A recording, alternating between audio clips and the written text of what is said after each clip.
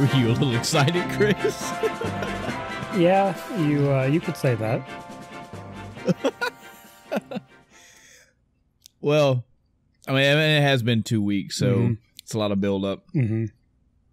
I guess we should go ahead and address that and get that out of the way. Yeah, we missed a week, and it may happen in the future again. Well, it's going to happen in the future again.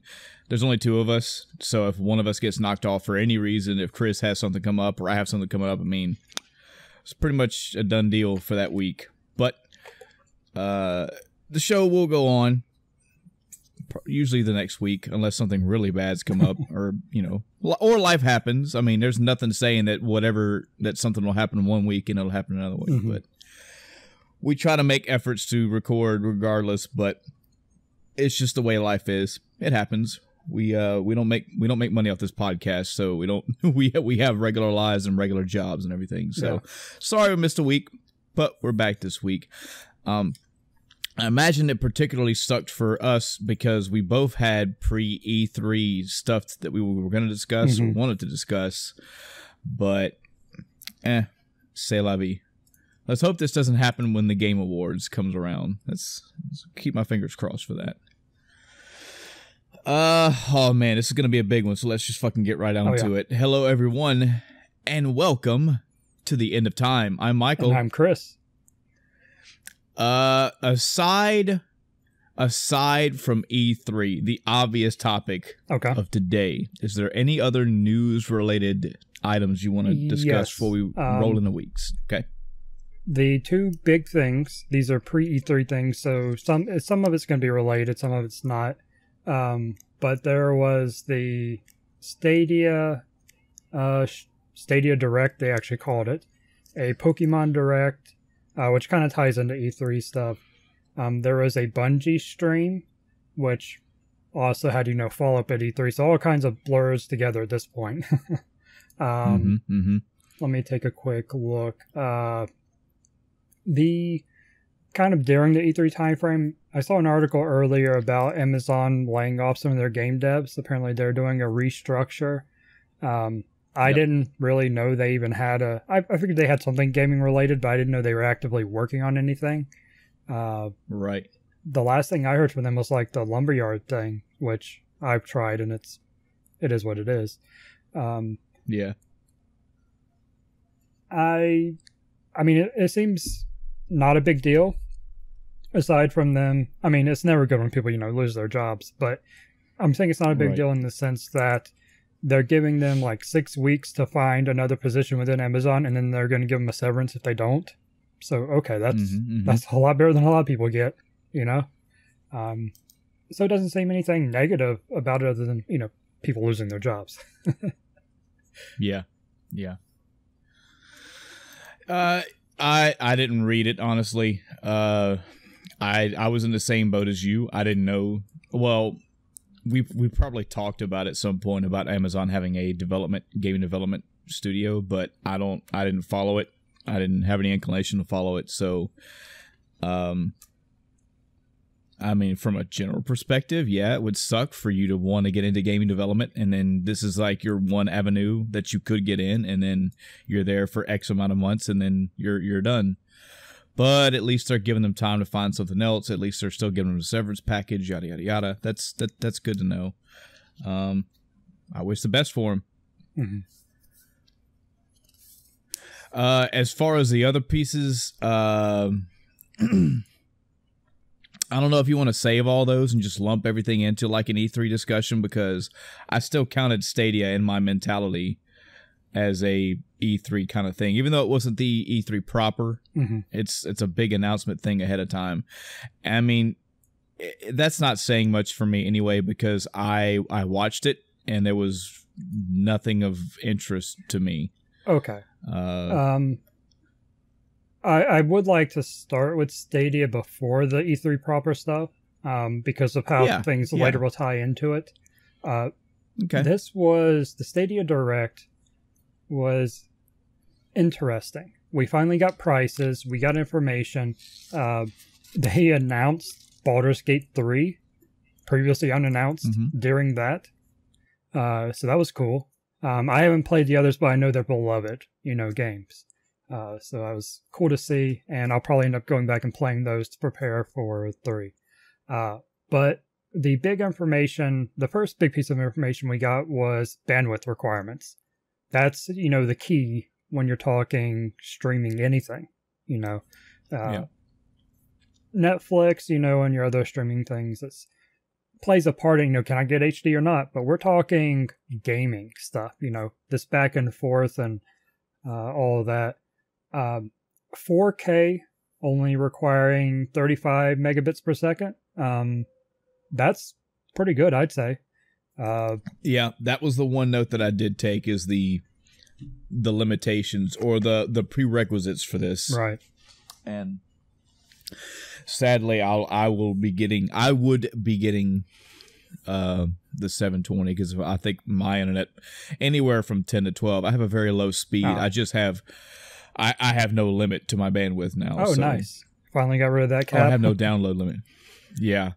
It was a decision my wife and I made together.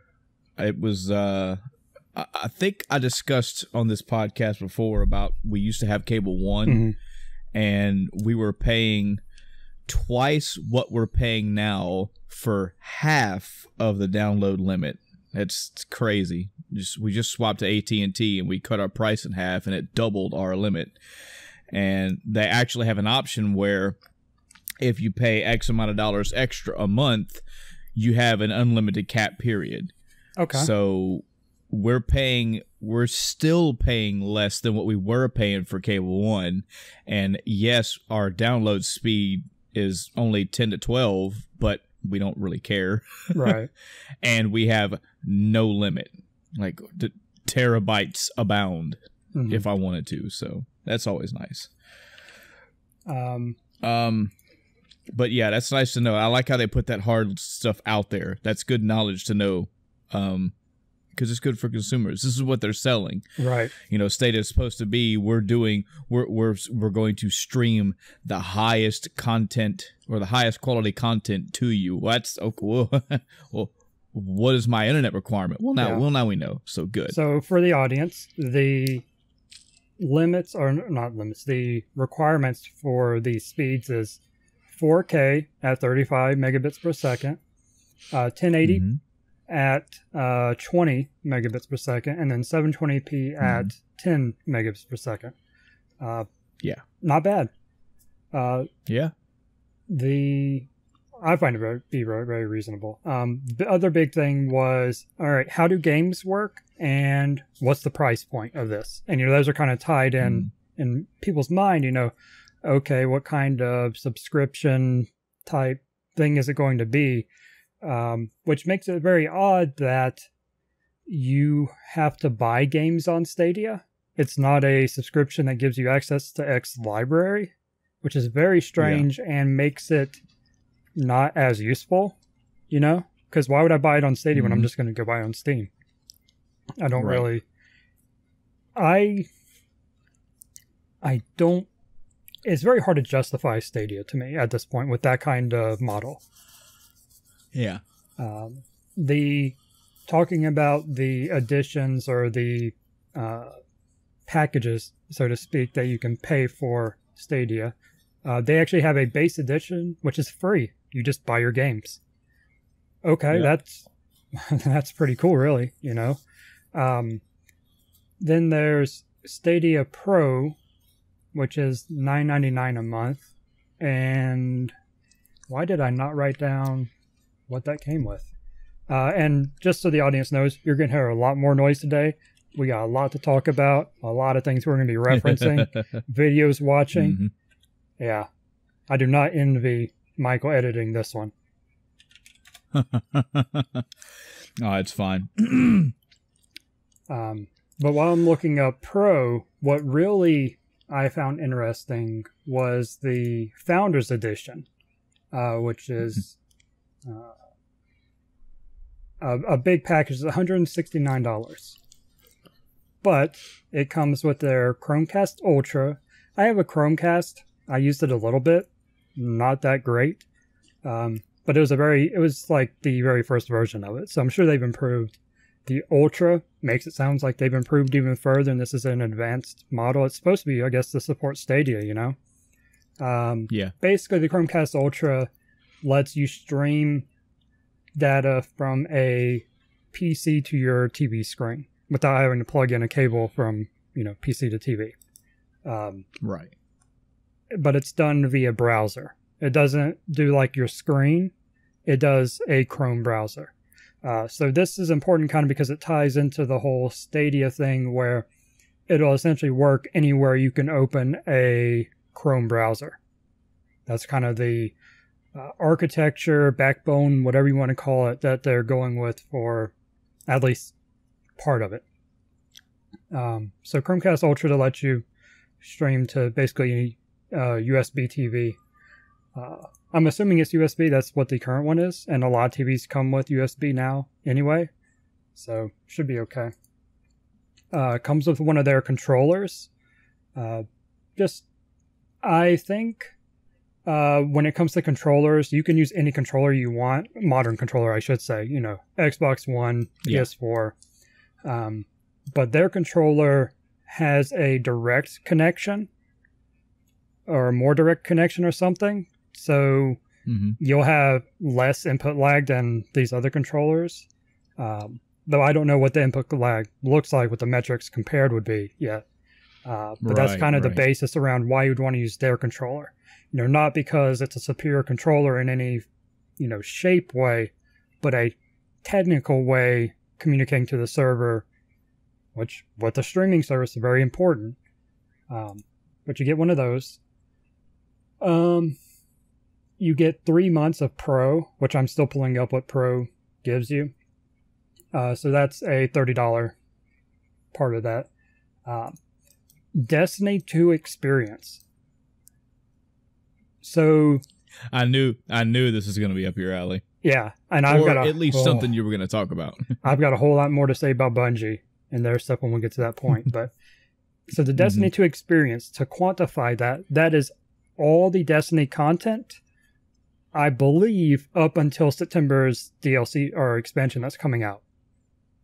So you get everything for Destiny 2 up to this point for quote unquote free with the Founders Edition. That's awesome. And that is it's a testament to how hard Stadia is working, that they're including a game like Destiny, which is online multiplayer. You know, even when you're single player, you are online. So, and Bungie's okay with this. They've actually dedicated personnel to building into the Destiny architecture for this to work even better. They're actually dedicating resources to making this work on Stadia. Okay. I mean, if they have that much faith in it, then I guess it can't be that bad, right? We hope so. Because Bungie has standards, let's be real. You know, especially when they're not being driven by Activision or someone like that. Oh, yeah. The other part of the Founders Edition is it comes with a 3-month buddy pass. So you can give someone else 3 months of Stadia Pro for no cost to that person. Wow. The thing there, though, is you don't get any of their hardware.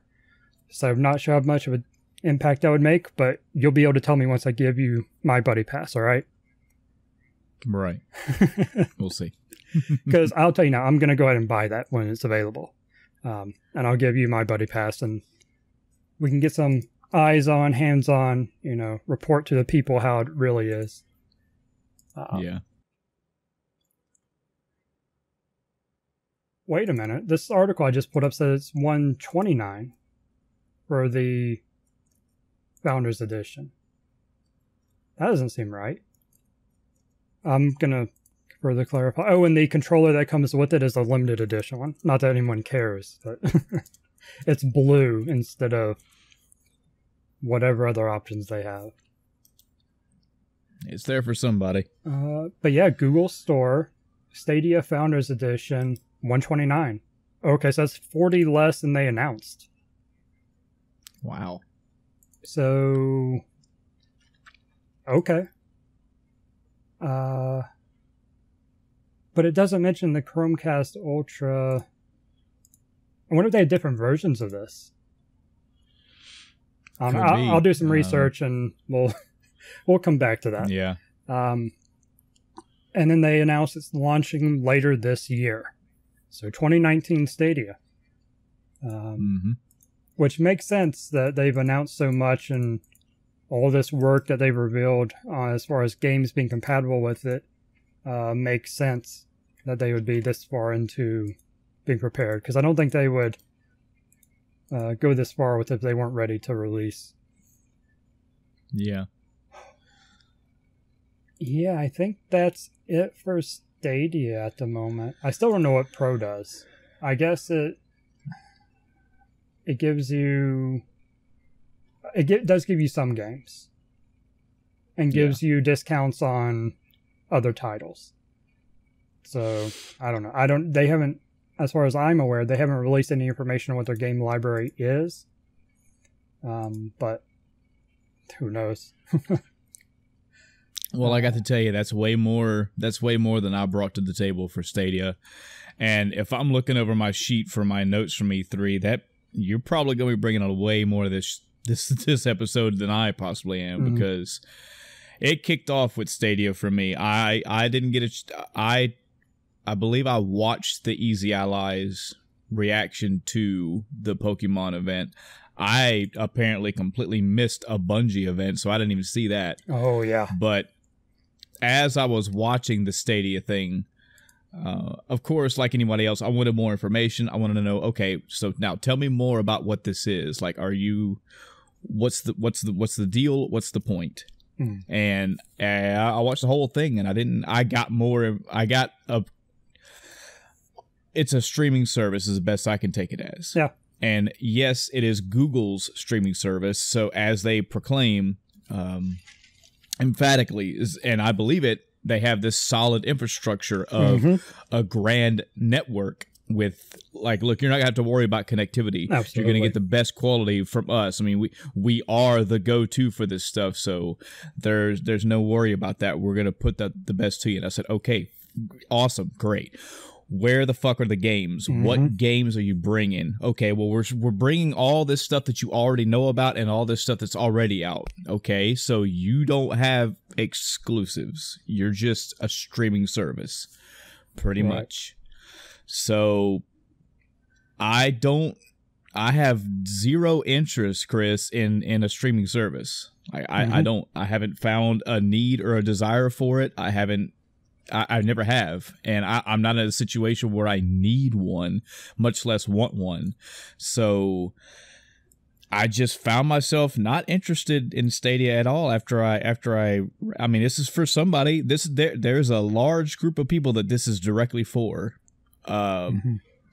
their own reasons, but I can go pick up a game, I can download a game, and I can have it ready and play it whenever I want. I don't need a service to do that. So yeah, I'm curious when it's all said and done how much the other features will matter and, its appeal. The ability to bring over someone else's save, essentially their instance, and pick up where they are, and stuff like that. How will that look in reality, and will it be enough of an appeal to bring people to it?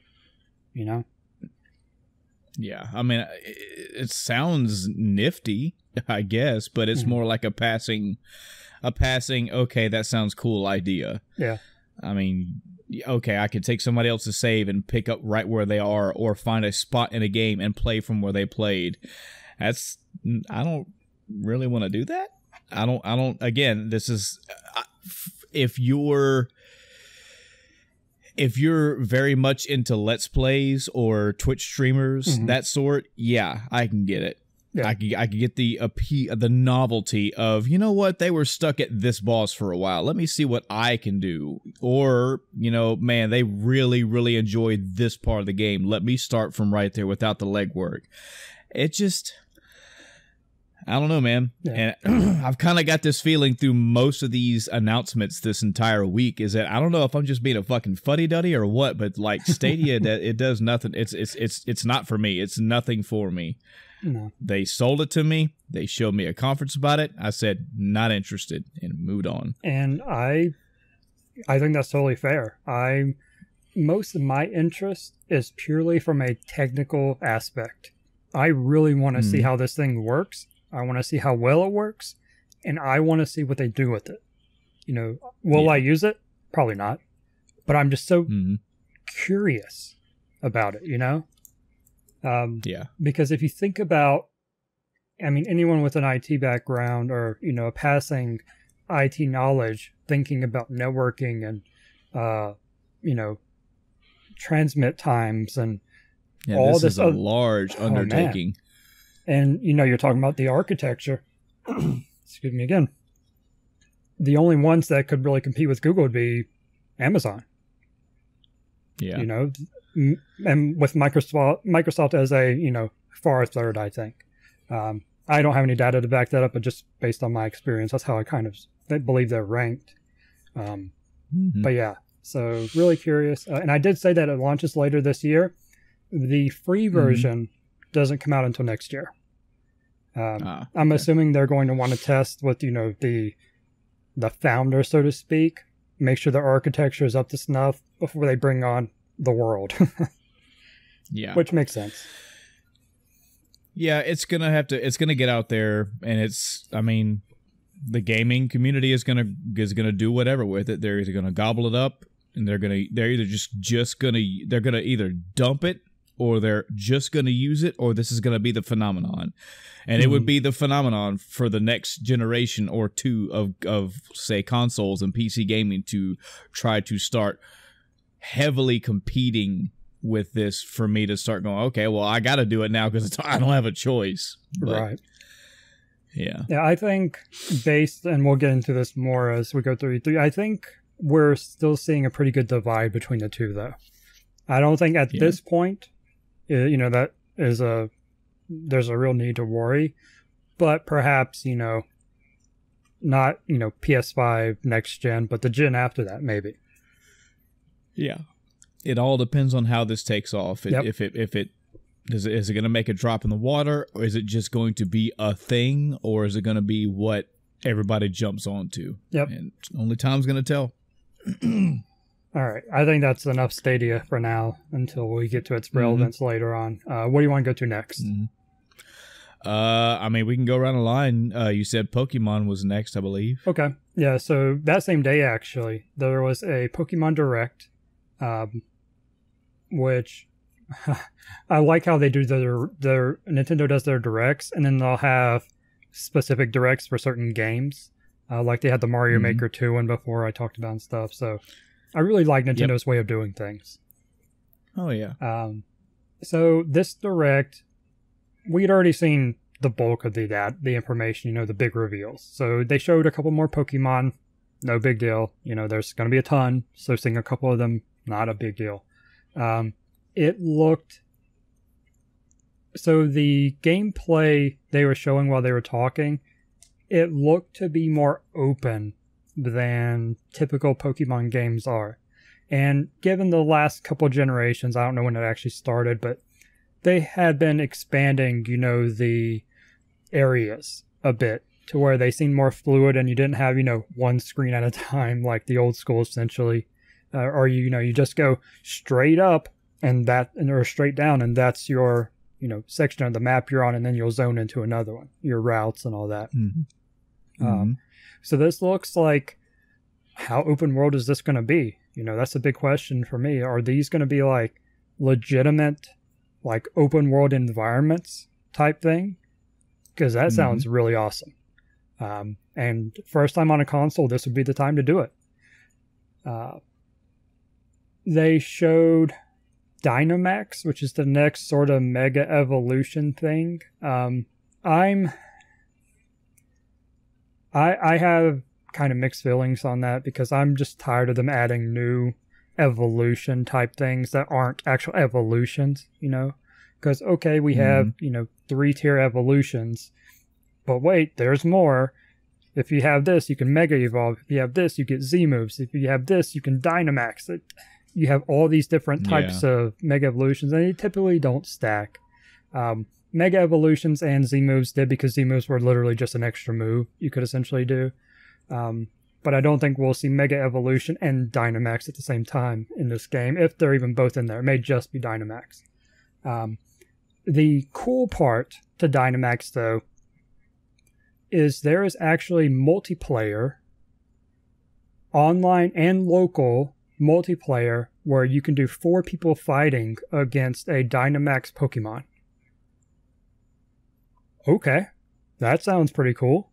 Kind of taking some Pokemon Go aspects and making it better, because Pokemon Go has raid battles. You battle with, all the strangers around you for this raid Pokemon and stuff. So it's cool to see them transfer this raid concept into Pokemon to kind of give more of an incentive, basically a PvE incentive to a Pokemon game, instead of just battling or trading.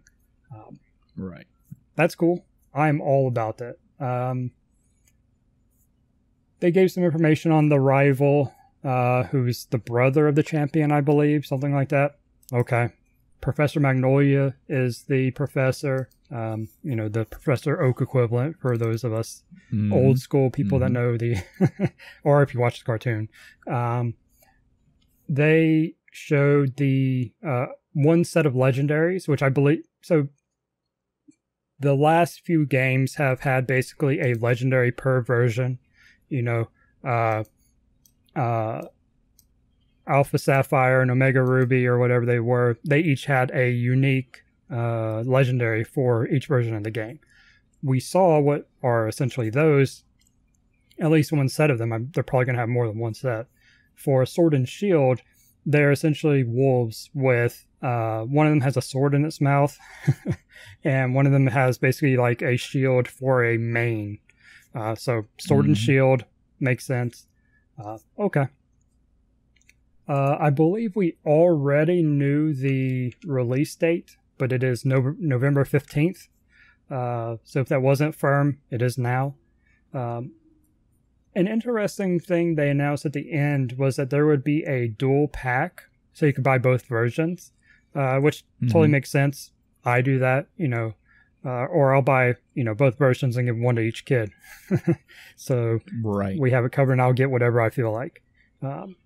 It was cool in theory. Okay, I can just buy one pack, get both games. But then I looked at it on Amazon actually earlier, because it didn't show up that same day of the Pokemon Direct. But I looked it up earlier. It's the same price as buying the games individually. Wow. So I'm like, okay, there's literally no reason to buy this dual pack then, other than to have one box. But the one box is twice as tall as a regular box, so it's not going to fit. So why would I... At this point, I'm not saving money. It takes up an awkward amount of space. What is the purpose of this dual pack? Why would I buy that? And it's physical only, of course. So, okay. Nintendo's going to do what Nintendo wants to do. Yep. Things don't always make sense. I'm trying to think. They showed some more Pokemon stuff during E3 itself, but nothing really interesting. They just showed a few more Pokemon, I think. They talked about some of the gyms, but we'd already seen from the original Pokemon Direct that announced Sword and Shield, one of the gyms, or kind of how the gyms worked. They seem pretty standard. The only real difference is the impact of Dynamax in your fighting and how that will exactly work. But, I mean, the gyms are kind of a core functionality. I think the biggest takeaway from them talking about gyms is we have gyms back, whereas the last game did not. So, yeah, overall, not a ton of really useful information.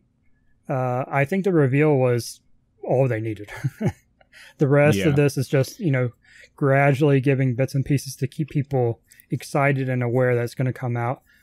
I'm going to buy it, so I probably won't be paying too much attention to any other Pokemon announcements unless they announce something major.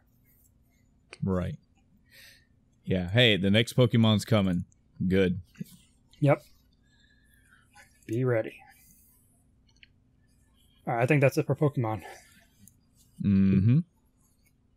Do we want to jump into Bungie? Sure. Okay. This is the Chris show now because I I don't know how. I thought I did a pretty good job of making a list of everything, at least on my side. I didn't make like we don't typically do like, well, Chris, you do. Maybe did you put that on there? I might have just missed it. I put it in our news channel. Yeah. Yeah. Okay. And, well, either way, I didn't see it. And I see you're not looking at it, but I have all the E3 stuff listed out on the spreadsheet too. Yeah. Okay. Bungie. I kind of alluded to it earlier, and I've talked about it before. They separated from Activision. Mm-hmm. One of the best moves they could have ever done. Because, and I've talked about this before, they had certain, basically, limitations. They had forced decisions, upon them. And they didn't really have the freedom to do what they wanted. To go back to, there was a report where it was actually a tweet or something. I don't have it in front of me, but essentially someone at Activision made a comment about how Destiny 2 didn't, I think the second expansion or whatever, this is the point in time it was, didn't sell very well or something like that. And Bungie basically responded saying, we did what the fans wanted. We're proud of what we did. And that kind of showcases... Such an awesome thing to hear. Yeah, it showcases the difference between Bungie and a big, corporation, if you will. The difference between them in their mentalities. And now we are seeing this in action with Destiny 2 Shadowkeep, which is the expansion coming September 17th. September's going to be a big month for games, and we'll talk about that throughout the E3 stuff. Mm-hmm. So, yeah, September coming. Now, there are a couple of big things during this. This is the very first time they have acknowledged and used the term MMO to describe Destiny. Since Destiny 1, they have refused, flat out, would not use the term and did not want to, refuse to call it MMO. And for the very first time, and they actually acknowledged this when they were acknowledging it as MMO, they're like, yeah, for the very first time, we are saying it is an MMO action game. Whatever they full thing, but MMO is the big piece of it, So why do you think that is? Why do you think they never wanted to use that term or that phrase? MMO has certain connotations to it. One of them is that it's a basically subscription-based service type thing. MMORPG is what people think when you hear MMO. But really, there are a lot of MMOs that aren't MMORPGs. So they didn't want to get lumped into that stigma of, all right, it's MMORPG. It's going to be subscription-based. It's going to have this and that, paid DLC, which they have anyway. But I don't know what all... basically anything MMORPG related, I think is kind of where it was going, and all the negatives associated with it, if you will. Which I don't really think that's a big deal, but I can sort of understand it. They didn't want to be kind of pigeonholed into a architecture or structure that they didn't want to be, I can respect that. Yeah, but it was very interesting that they did that, and they said, along with acknowledging this, we're going to be changing things to make it more of an MMO. We're going to... There was a line, and I can't remember specifics, I'm paraphrasing. They basically said, if we're going to call it an MMO, then let's go all out on the story aspect of it. Okay. You weren't before? All right. With the not the last big expansion, but year 2, that was just a monumental story kind of change and all that. But yeah, so they're going to be bringing a lot of changes with this with Shadowkeep. So Shadowkeep takes place on the moon, which we've already been to, but it has changed, and they said it's twice as big as the moon we saw before in Destiny 1. So, hey, awesome.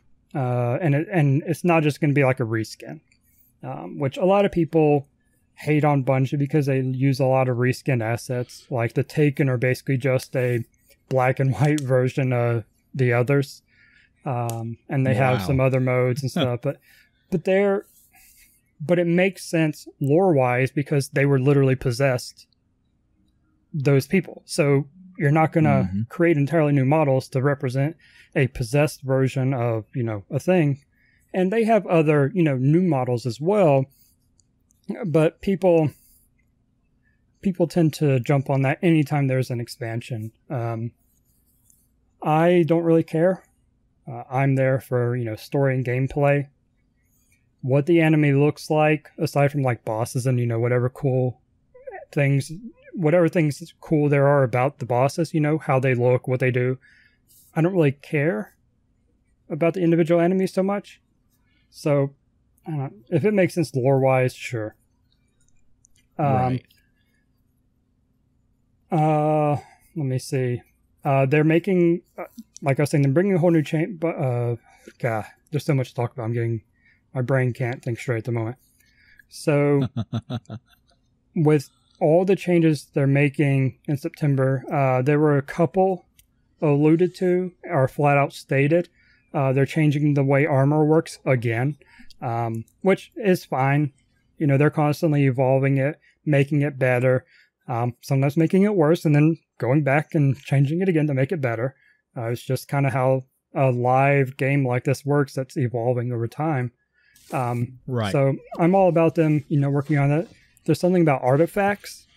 Don't know what those are. Don't know what they will be. Just another item slot. I don't know. Cool. I'll wait to hear more. Or see when I get the game. There are finishing moves. I don't know when Mortal Kombat got into my Destiny, but okay. Okay. Yeah, exactly. Sure. They showed a couple of them, like the hunter with spinning around with daggers and kind of doing this spinning slash attack to finish off an enemy. I don't know where it has place in the structure with supers and abilities, and that one in particular kind of looked reused from one of the supers. So that one I was like, eh. But then they showed another one for each of the other classes, and they looked a little bit more unique, as unique as they're going to get, because they kind of have a certain set of moves. Warlocks with their force pushes, Nova bombs, etc.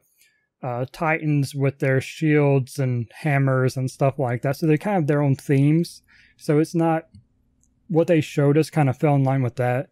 I'm really curious to see what they didn't show us, because they have a whole set of things they're doing with this expansion. And that's all the, slightly interesting stuff. Okay, so they are completely changing the way you buy the game. So before, they had, the game, they had the season pass, you could buy individual expansions, and there were different versions of expansions, all this. You go to Destiny on like the Xbox One store, you have like 6 things to choose from. It's a mess. And when trying to like install the next DLC, I was like, I see it, but I don't have it. But if I go there, it says I own it, but it's not in my library. It was very confusing. So going away from that model, I can appreciate it. It's interesting though. I'm curious to see how it will be interface wise to purchase what you can purchase, because they said it's going to be a la carte, so you can pick and choose what you want to buy. So I'm wondering if that's going to be like in-game type purchases or something like that, instead of having different, versions on the store. You're like, yeah, I want season 10. Okay. Buy season 10. You can play that season and whatever other content you have unlocked, but paying for season 10 will unlock season 10 events and gear, I guess. I don't know. The bigger piece of that was, buying whatever expansion you want, and not having to have the other one. So they said Shadowkeep is standalone from the rest of the campaign. So you can buy Shadowkeep and play it, and you don't need to have any of the other stuff. It doesn't tie in at all, essentially, I think. But, as I cough again, the other big thing with this is they are releasing, I believe this takes place when they release Shadowkeep. All these changes are going to happen at once. They are releasing what they're calling Destiny 2 New Light. So this is the base game, and I believe all year one content for free. Wow. So anyone can go and play Destiny, whatever the content this unlocks with anyone else, and try the game out, play a lot of the content, and really only have to pay for whatever expansions they want up to this point or something like that. That's awesome. That's very generous. As part of that, they're also moving off the Blizzard launcher because, of course, they're no longer associated with Activision, which is Blizzard Activision. I just call it Activision because I hate saying both names at once. It's stupid. Yeah. Pick a name. But they're moving off that to Steam. And some good moves. Yeah. And here's the biggest piece of information they dropped. As if I say biggest. This is a contender for biggest, because I have to say this was the bomb. Yeah, the bomb, and the whole reason I tuned into this was because it was rumored. They are introducing cross save. So you can have one character play across any platform Destiny is available on. Oh, okay. Before, I was waiting for that. I needed that explanation. Before it was, and this is actually a dilemma. I had literally 2 days before this Bungie stream. I was playing Destiny 2 because I wanted to, they just released new content, and I was watching the raid and all that, the whole raid, part of the raid race anyway, and stuff. So I was logging in to get, the quest to level up and whatnot. And I was like, man, this would probably be a good time to switch over to PC, but I don't want to do that because then I'll lose all my, basically the compendium, all my accomplishments, because they're like year 1 achievements, year 2 achievements, in the compendium codex, whatever it's called in the game. I have too many things in my head right now to be 100% correct. So, but I'm like, I don't want to lose all that just to switch over to PC. And I tried PC. I wasn't a huge fan, but with kind of the way the player base goes, and I'm trying to play more on PC, even if I play on PC with a controller, just kind of making the switch, I was like, man, I don't know. And then the next day I saw a rumor posted, Bungie may be announcing cross-save, and sure enough, during the thing they did. So now I don't have to worry about it. Once this is released, I can go, okay, yeah, I'm going to go play on PC and try it out more. And I can load up my character, have all my stuff, play on PC, and that's it. Nice. And the other big part of that is this even includes Sony, which Sony, during the Destiny and Destiny 2 life cycle, has had a lot of exclusives on its thing. There are no more exclusives, period. So they're getting rid of platform-specific exclusives, and even Sony is participating in this cross-save. It's not true cross-play, so it's not as big of a deal for Sony to allow it, but Sony wasn't going to do it.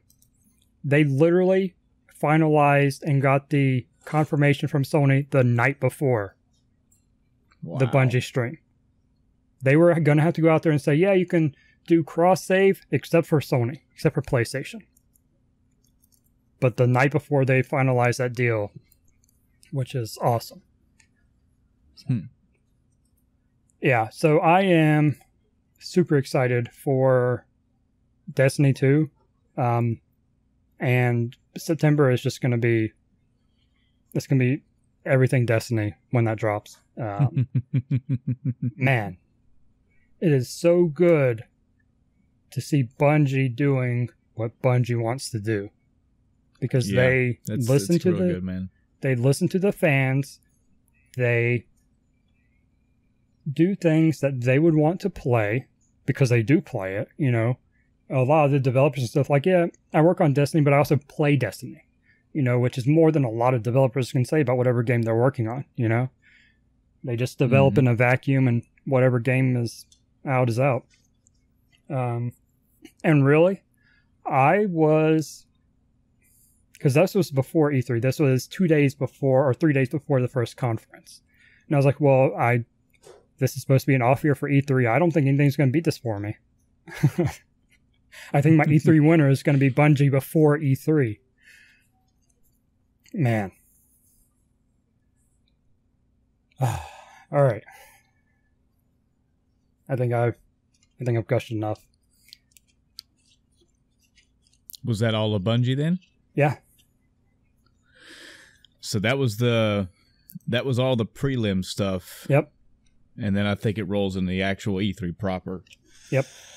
All right. Well, then let's get our weeks knocked out. I got to tell you, I don't really have a lot, which is kind of good because I feel like we're going to be on E3 for a hot minute. Yeah, I didn't even plan to talk about my week. Yeah. If you have anything you want to throw out for your week, go right ahead, okay. And I'll throw out my little bit, and we'll move on. I finished Mario plus Rabbids and the Donkey Kong Adventure DLC. 100% both of them. Well, I didn't 100% both. I did not open all the chests in the base game. The Mario plus Rabbids base game. So 100% DLC, like 95% base game. Don't care about the chests, they're worthless. I hopped back into Destiny 2. Seasonal Opulence, that's the recent expansion I was talking about. It's kind of, the season, and then there was also an expansion that dropped. I haven't paid a whole lot of attention to Destiny 2 recently, up until this Bungie stream where they announced, everything going on in September. So I have to kind of back up and get caught up again. But yeah, so I'm going to be playing a lot of Destiny 2, getting caught up and kind of trying to keep up as things progress through September, playing on Xbox One. Path of Exile had their new league. I don't actually know what the league is called. I didn't write that down.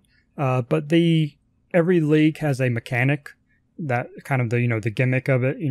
Last league was these maps you could do where you got pieces of maps and you could link them together, and it was kind of a convoluted and not always, or not often, I should say, productive thing until like way later in the game. I think it got better. Don't know, didn't play it a whole lot because it was kind of like whatever, and that was my first time really getting into Path of Exile. This league, the mechanic is somewhere on the map.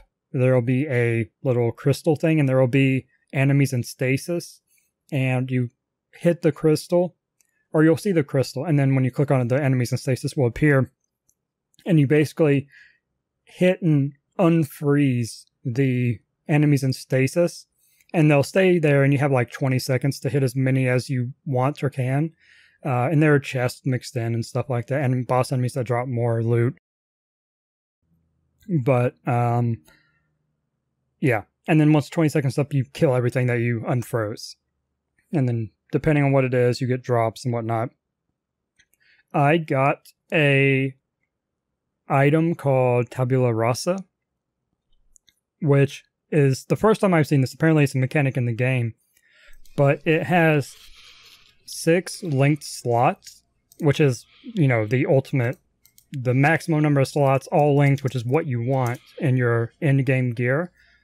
But it has no stats on it, and you cannot put stats on it. So you sacrifice any armor or stats to be able to link all of your gems together, which is what you want. And this is very early game for me. I'm in Act 2. So to get that, I had to Google and I was like, what is this? Should I be using this? I don't even know. I'm using it. Seems cool. I like, going back to the league mechanic, I like it. It actually gives useful rewards immediately. As long as, you find chests and hit the enemies. The enemies have markers of them if they're special. So, seems cool. This is also the league where they did a bunch of melee revamping. I did not play melee before, so I don't know how different it is in comparison.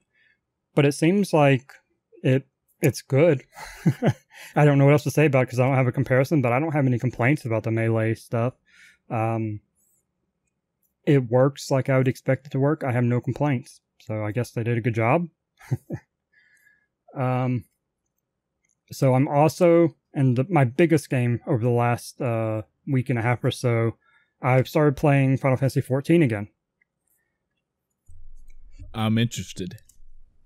Yeah, so Jesus, I need to drink some water in a minute. So I have completed the campaign for the base game. My highest character was 36, so I hadn't played a lot. As is normal with me, my mining was pretty much as high as my combat was, as my gladiator, or paladin actually. But I had switched over to ninja and enjoyed that, so that's what I'm playing as my main right now. And I'm just trying to push through the story. So, man, there are a lot of quests in that game. Story quests. Yeah. I was like, all right, I finished the base game. There were a lot of. I was just going to say there were a lot of. You're saying a lot when you say that because from the base game to the first expansion to all the side quests because all the jobs have quests. Oh man, you are not at a want for content in that game. Yeah. And I'm not even talking about the side quests and job quests and all that. I'm talking about main story quests. Because I finished the main quest line, which basically takes you to 50. And you have to be 50 or 49, I think you have to be to finish. I think one quest might have been 50 requirement. Anyway, you're going to finish the game at level 50 regardless. Right. And then I was like, okay, I'll get into the expansion content. No. There are 100 quests between the base game and the first expansion. Yep. I'm like, oh, okay. So, okay. I'm still working on those. I think I'm about 75 in. So I'm chugging through them. So my biggest note when I was going through story stuff was the lack of voice acting. But I was so happy when near the end of the base game and then as it progresses there's more and more voice acting. So it kind of it adds so much to it. I can tell you now, Chris, Square has heard your complaint in the future and they have fixed this in the past. Because as the expansion comes out, you will find this is something I noticed around about the time that I stopped playing, is that the quality of all of that gets noticeably better. I mean, the base story for 14 is nothing to shake a stick at. I mean, it's already good, but it's I don't know an actual term to put on it. It's better than serviceable, but not stop the presses, let me tell everybody about this. It's, okay, as far as the game goes, it's all right. It's good. It's really good. But as the expansions come out, as the patch stories come out, they get better and better. You will see it over time how better they get. Dude, it starts to get into like Final Fantasy 12 writing, and that's right up my alley. The way they speak, the way they interact, the way shit's unveiled. It almost feels like, for the most part, And folks, don't fucking crucify me. It's been years since I have completed the base game, but it seems like as the story beats came, not so much that they were predictable, but more like okay. There wasn't much that was like, there wasn't a lot of intrigue and a lot of that shit's happening. It's after the base game, it really starts to pick up. And one of the additions, yes, is you do start to see not only more voice acting, but better quality voice acting. Like these people play their roles, and you're getting Critical Role cast of people doing voice acting as opposed to just ho-hum. Sure. And it's great. It's great. The production level, bottom line, Chris, the story production level gets better after the base game. It's awesome. Yeah, I've heard said that Heaven's Word is the best expansion, best part of the story. So I was looking forward to getting into it. Wasn't expecting the 100 in between, but I'll get to it. It gets really good at putting a lot of those. God, I hate to say it like this but I feel like there aren't too many references that people would get right off the bat. But it does start to get a little bit Game of Thronesy here and there because there's more than what's being seen. Right. There's more branching going on. There's more. Well, let me put a pin in that because I think that's important. I want to remember that. That's the kind of stuff it gets involved with. Mm-hmm. Yeah, but I'm enjoying it. I'm really trying hard. I've only got 2 weeks or 3 weeks, something like that, until the expansion. I've got 2 DLCs plus all this in between content to try to get through. So I'm pretty deep into Final Fantasy XIV right now. Watching stuff, I kind of probably should start with that, but I watched a bunch of Saturday Night Live videos on YouTube. I'm familiar with Saturday Night Live. I've never really sat down to watch a single whole episodes. I just watch clips here and there as they pop up on social media. But I actually went to their YouTube and started watching in reverse order everything they had posted. That's so good. I knew it was, but watching it, yeah, it's so good. I watched all of My Hero Academia. Now, when you say all of, tell me, even though I probably already know this myself, is this an ongoing series currently, or? Yes. So you've watched all that's currently out? Yes. Which is, I want to say 3 seasons. I'm not actually seeing it on my screen. Where'd it go? And I don't want to mess with it too much because that's a computer that has Audacity. But I want to say it was 60-something episodes. This is another one of those anime series that I have heard a lot of good things about. I actually watched it because you mentioned it last week as one that Adam was trying to get you to watch. And yeah, I totally see it. It's really good. Hence why I watched all 60 episodes. It's an interesting premise. It was a bit cliche getting started. Oh, there's this guy. Woe is him. Oh, hey, things suddenly get better. He suddenly can do something, that typical trope type thing. So okay. But then once they got past that, really good. It's not, what's the word? It makes sense. Even in a fantasy type setting like this, everybody has some sort of superpower type thing. Or not everybody, but most people have a quirk, they call them. Which is interesting. And I like the whole premise and the characters. It's a lot more serious than a lot of animes. Like the other one I watched that was very silly and didn't really have enough serious stuff to keep me watching Black Clover. That was This is much more of a serious type story. Sure, there's comedic moments, but it's not the focus. It's like this character, they're a silly character, but you only see them here and there. They're not a centerpiece to the show. So you have my recommendation as well for when you are looking to watch anime something. capable. Yeah. Yeah. Yeah, that's it for me. I'm just deep into Final Fantasy 14, so that's really all I have to talk about game-wise for me for weeks. No problem. So yeah, I say week, but honestly, it is about 2 weeks worth of content because, of course, we didn't record last week. But even so, mine shouldn't be too long. Non-gaming wise, let me get this shit right out of the way right now because I feel like this is a debate discussion topic that I'd love to hear the audience discuss. Probably about to make some enemies. It's gonna sound bad. Whatever. I don't care.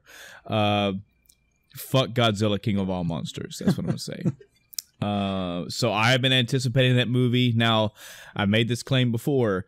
The movie that I was anticipating this year, I've already got.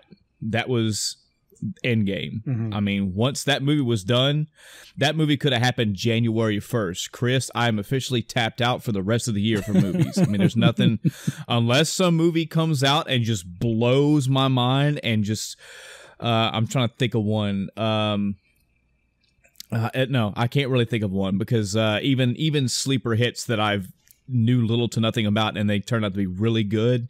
I don't think any of those could ever hold a candle to Endgame. That's just where that movie is in my life, in my mind. So it's not like it's not like I was upset by this movie because I'm just ho hum for any movie. This was the other movie this year that I was definitely anticipating. Definitely, I could not wait to see this movie, and it was mainly because of the trailers that I saw. I got a good sense of scale from the monsters just from watching the trailer, and that made me have hope.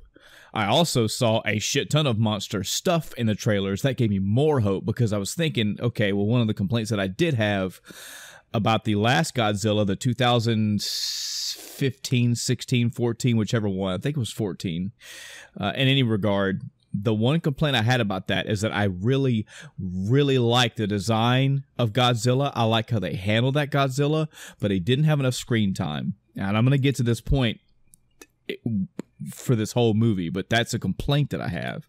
So when I saw the trailer, it's like, oh man, there's going to be a lot of monsters in Godzilla King of All Monsters. So not only am I going to see Godzilla more, hopefully I get to see a bunch of other large to scale monsters. This is going to be great. And of course, John Wick 3, I mean, I was looking forward to that too, but this was like my pick. It's just a big fucking monster fighting movie, and I was thinking, man, if they can make this movie good, there's no excuse to not do a Shadow of the Colossus movie. You know, if they could get the tone and how to tell the Shadow of the Colossus movie, you know, as in the lead character doesn't fucking talk and shit like that, which they're never gonna do, but the main premise is scale, monsters, beasts, scale. If they can do it here, they could do it there. So, wife and I went to see it, and yeah, let me put it this way. I'm not mad at the movie because the movie itself was horrible. It was bad. There were a lot of bad points in this movie. This was not, what I'm trying to say is, this is not like a fucking 1 out of 10 movie. I was not about to walk out of this theater.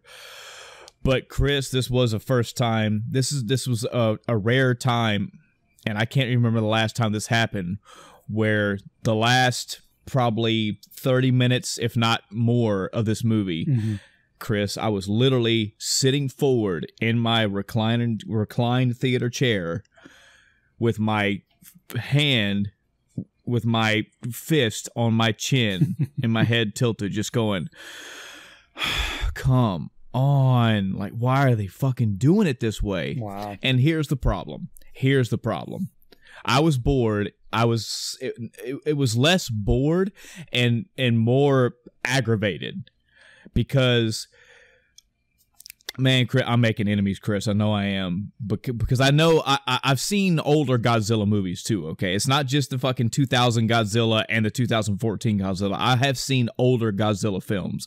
I'm not an aficionado, though. I'm not an expert on Godzilla. Mm-hmm. But the ones that I do remember, yes, I fucking get it that these movies are 20% screen time with Godzilla and 80% humans doing human things. There's some drama, some story, some arc, because this Godzilla series is the premier fucking example that Hollywood must go by when they say, you see, we have to put humans in it because if we don't, you're not going to be interested.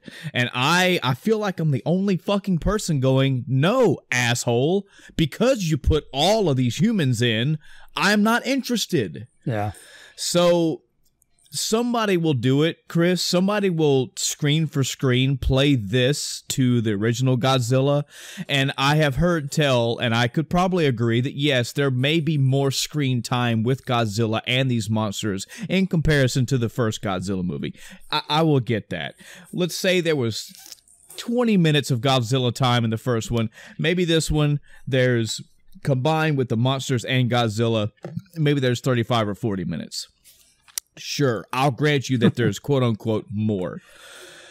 But there is so much fucking screen time with people doing people fucking things. Yeah. And I didn't need it. I just don't fucking need it. I don't know how else to explain that, and I want somebody to make a movie and shove it in my face and me to watch it, and then I'll let you know if it's bad or not. If it's a 2-hour movie, I don't need an hour and 40 minutes of fucking people running around doing stupid shit. I don't care about your fucking marriage. I don't care about your hobby, your career. I don't care about the crisis of the world. I don't care what fucking agenda you're trying to push. If I am in the theater to watch a bunch of monsters bash each other, I want to watch a bunch of monsters bash each other. Period. That's what I'm there for. And I kept seeing monsters pop up, but they'd be there and they wouldn't really do anything, and then they leave. And it'd be back to another 20 minutes of human shit. And then you'd pan to another monster, and it would have a cool scene for about 5 minutes, and then you're done. More human shit for 20 fucking minutes. And then you'd see another monster or two, and they'd leave. And it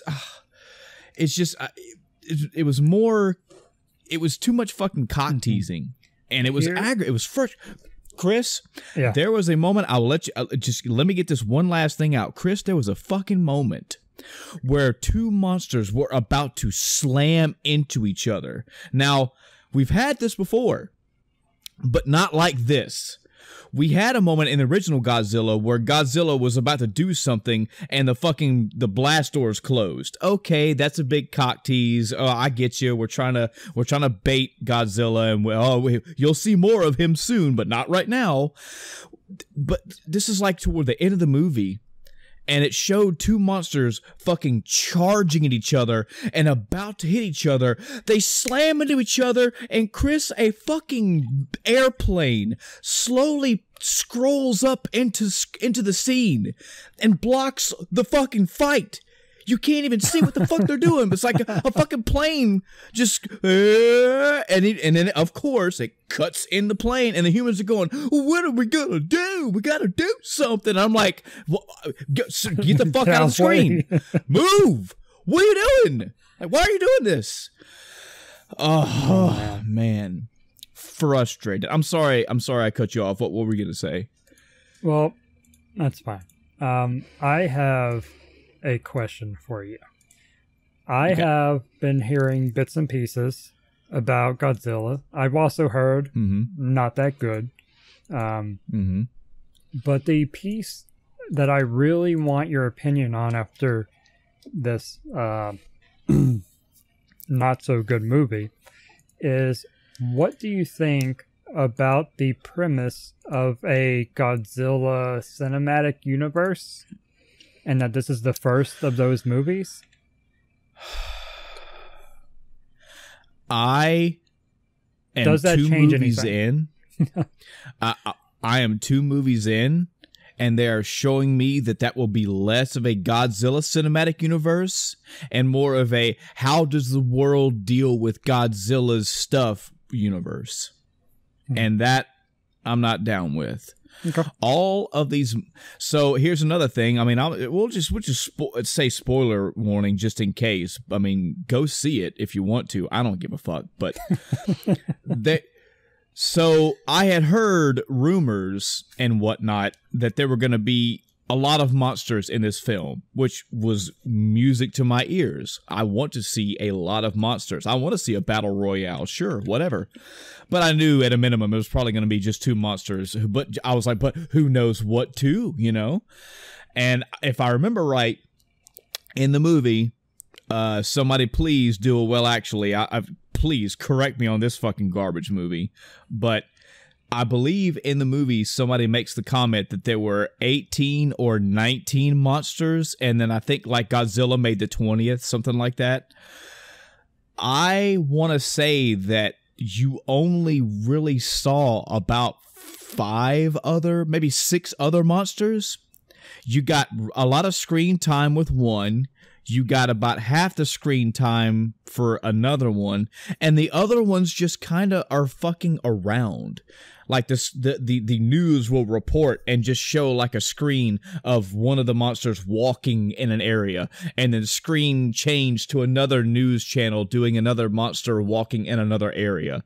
You're not going to get what I was hoping. And granted, there was nobody told me I was going to get this. It's just my fucking imagination and giddy childhood, I want to see monsters fight mentality. You don't get to see like 16 monsters in one giant area and they're just fucking duking it out. That doesn't happen. The scenes where Godzilla is fighting something or a monster is fighting something, yeah, they're entertaining. They do a pretty good job. Here's the killer. Did you see the trailer for Godzilla, King of All Monsters? You've seen the movie. Congratulations. Add about another 15 minutes of Godzilla fighting Ghidorah, and there you go. You have it. It was just flat out a disappointment. And the bottom line is, I hear you, Godzilla audience. Look, there are 17,000 Godzilla movies out there, and all of them, if they are 2 hours long, it's an hour 40 minutes of human stuff. It's just how they are. I understand that. That's fine. That's fine for you to say that. And I can say that too. I'm not going to defend that. I am the asshole, if that's what it is. I'm the asshole going, no, I want change. I want monster on screen, and I can hear it, Chris. It's what? So you just want? There's no human? No, I don't want no human interactivity. I would like some kind of something, but cut it way down. Somebody's going to do it, Chris. And you know, with the amount of movies out there in the world today, I bet you it's already been done. Mm-hmm. But somebody's going to do it. Somebody is going to make, let's use an example, like somebody is going to make an Alien versus Predator movie, a good one, mind you, and it's going to have little to no human interactivity. It's going to be damn near a silent, there's going to be no dialogue in this movie, and it is going to blow people's minds because it's going to show aliens stalking a predator. It's going to show a predator setting up traps and stalking aliens. You're going to see stealth kills and all this stuff, and you're not going to have a fucking human running around. We got to find the nuke, guys. I've get enough time. I didn't like it. I was disappointed. Too many complaints. I had taken a business trip, and on that business trip, I had some time to watch some anime, so I did watch Goblin Slayer. Okay. I remembered you talking about it as well, Chris. Mm-hmm. It just completely slipped my mind until I looked it up, or until I started watching it. It was only 12 episodes, so I was like, fuck yeah, that's a quick watch for me. I actually finished watching the last 3 episodes today. I had a kind of a break in watching it, but nice.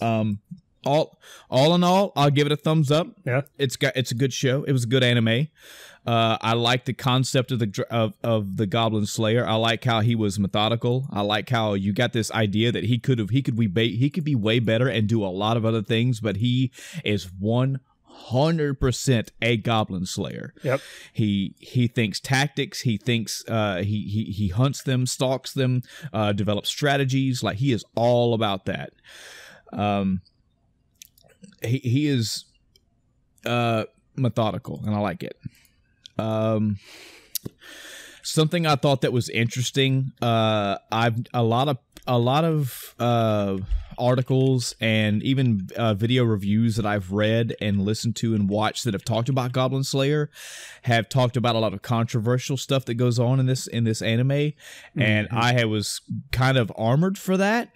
But I will be upfront and tell you, audience, depending on how old you are and depending on your level of engagement with say maybe gore or extreme content, I guess you'd say, you could let some of your armor down, I think. So real quick before I run into some spoilers, I'm only going to be on this for a couple minutes. I like Goblin Slayer. I do recommend it. Would I jump over a fence to go see this thing? No, but add it to a list of stuff to watch. I think you'll enjoy it, especially if you like Dungeons and Dragons style things, because there's a lot of that in here. Plays well into it. So spoiler warning for Goblin Slayer.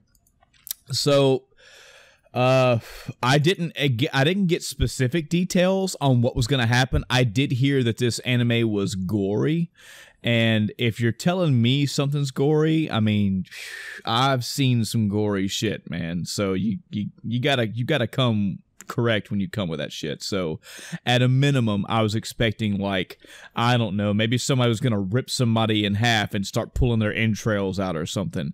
I didn't see anything like that. I saw a lot of beheading, a lot of stabbing, a lot of puncturing, a lot of blood flying and all that stuff, but I didn't see like somebody get ripped in half and then them crawling away as their intestines slid out. Nothing like that. I wasn't prepared for the rape, but when it started to happen, that was when I was going, oh, this is what they meant. Oh no. Oh no. But it wasn't exactly, it was inferred rape.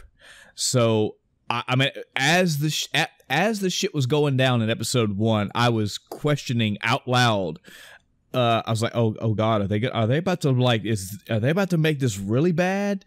Because again, you got to have my context. All I got was, "Hey, man, brace yourself. This is one of those anime," and I was like, "Oh, really? Okay, what? Like what?" And then this shit started happening. I was like, "Oh man, I don't know, man. I'll watch it, but I don't know if I want to see this shit." And then no, I mean, you didn't even really see any nipples or anything. They didn't go full frontal nudity, but you damn well fucking know what was happening. So that was kind of a relief. I mean, I'm not a fan of just watching rape, but yeah, I was definitely in the moment psyching myself up to be like, all right, man, you're here. You better fucking, here we go. And I was like, oh, okay, well, they ripped their clothes off. You don't even really see everything, and then you see the inference of rape. Like you saw I think one shot was like the picture. It was basically the girl's shoulders and head, and she was face down, and you just kept seeing her head rocking back and forth. And I was like, oh, okay, yeah, I'm not.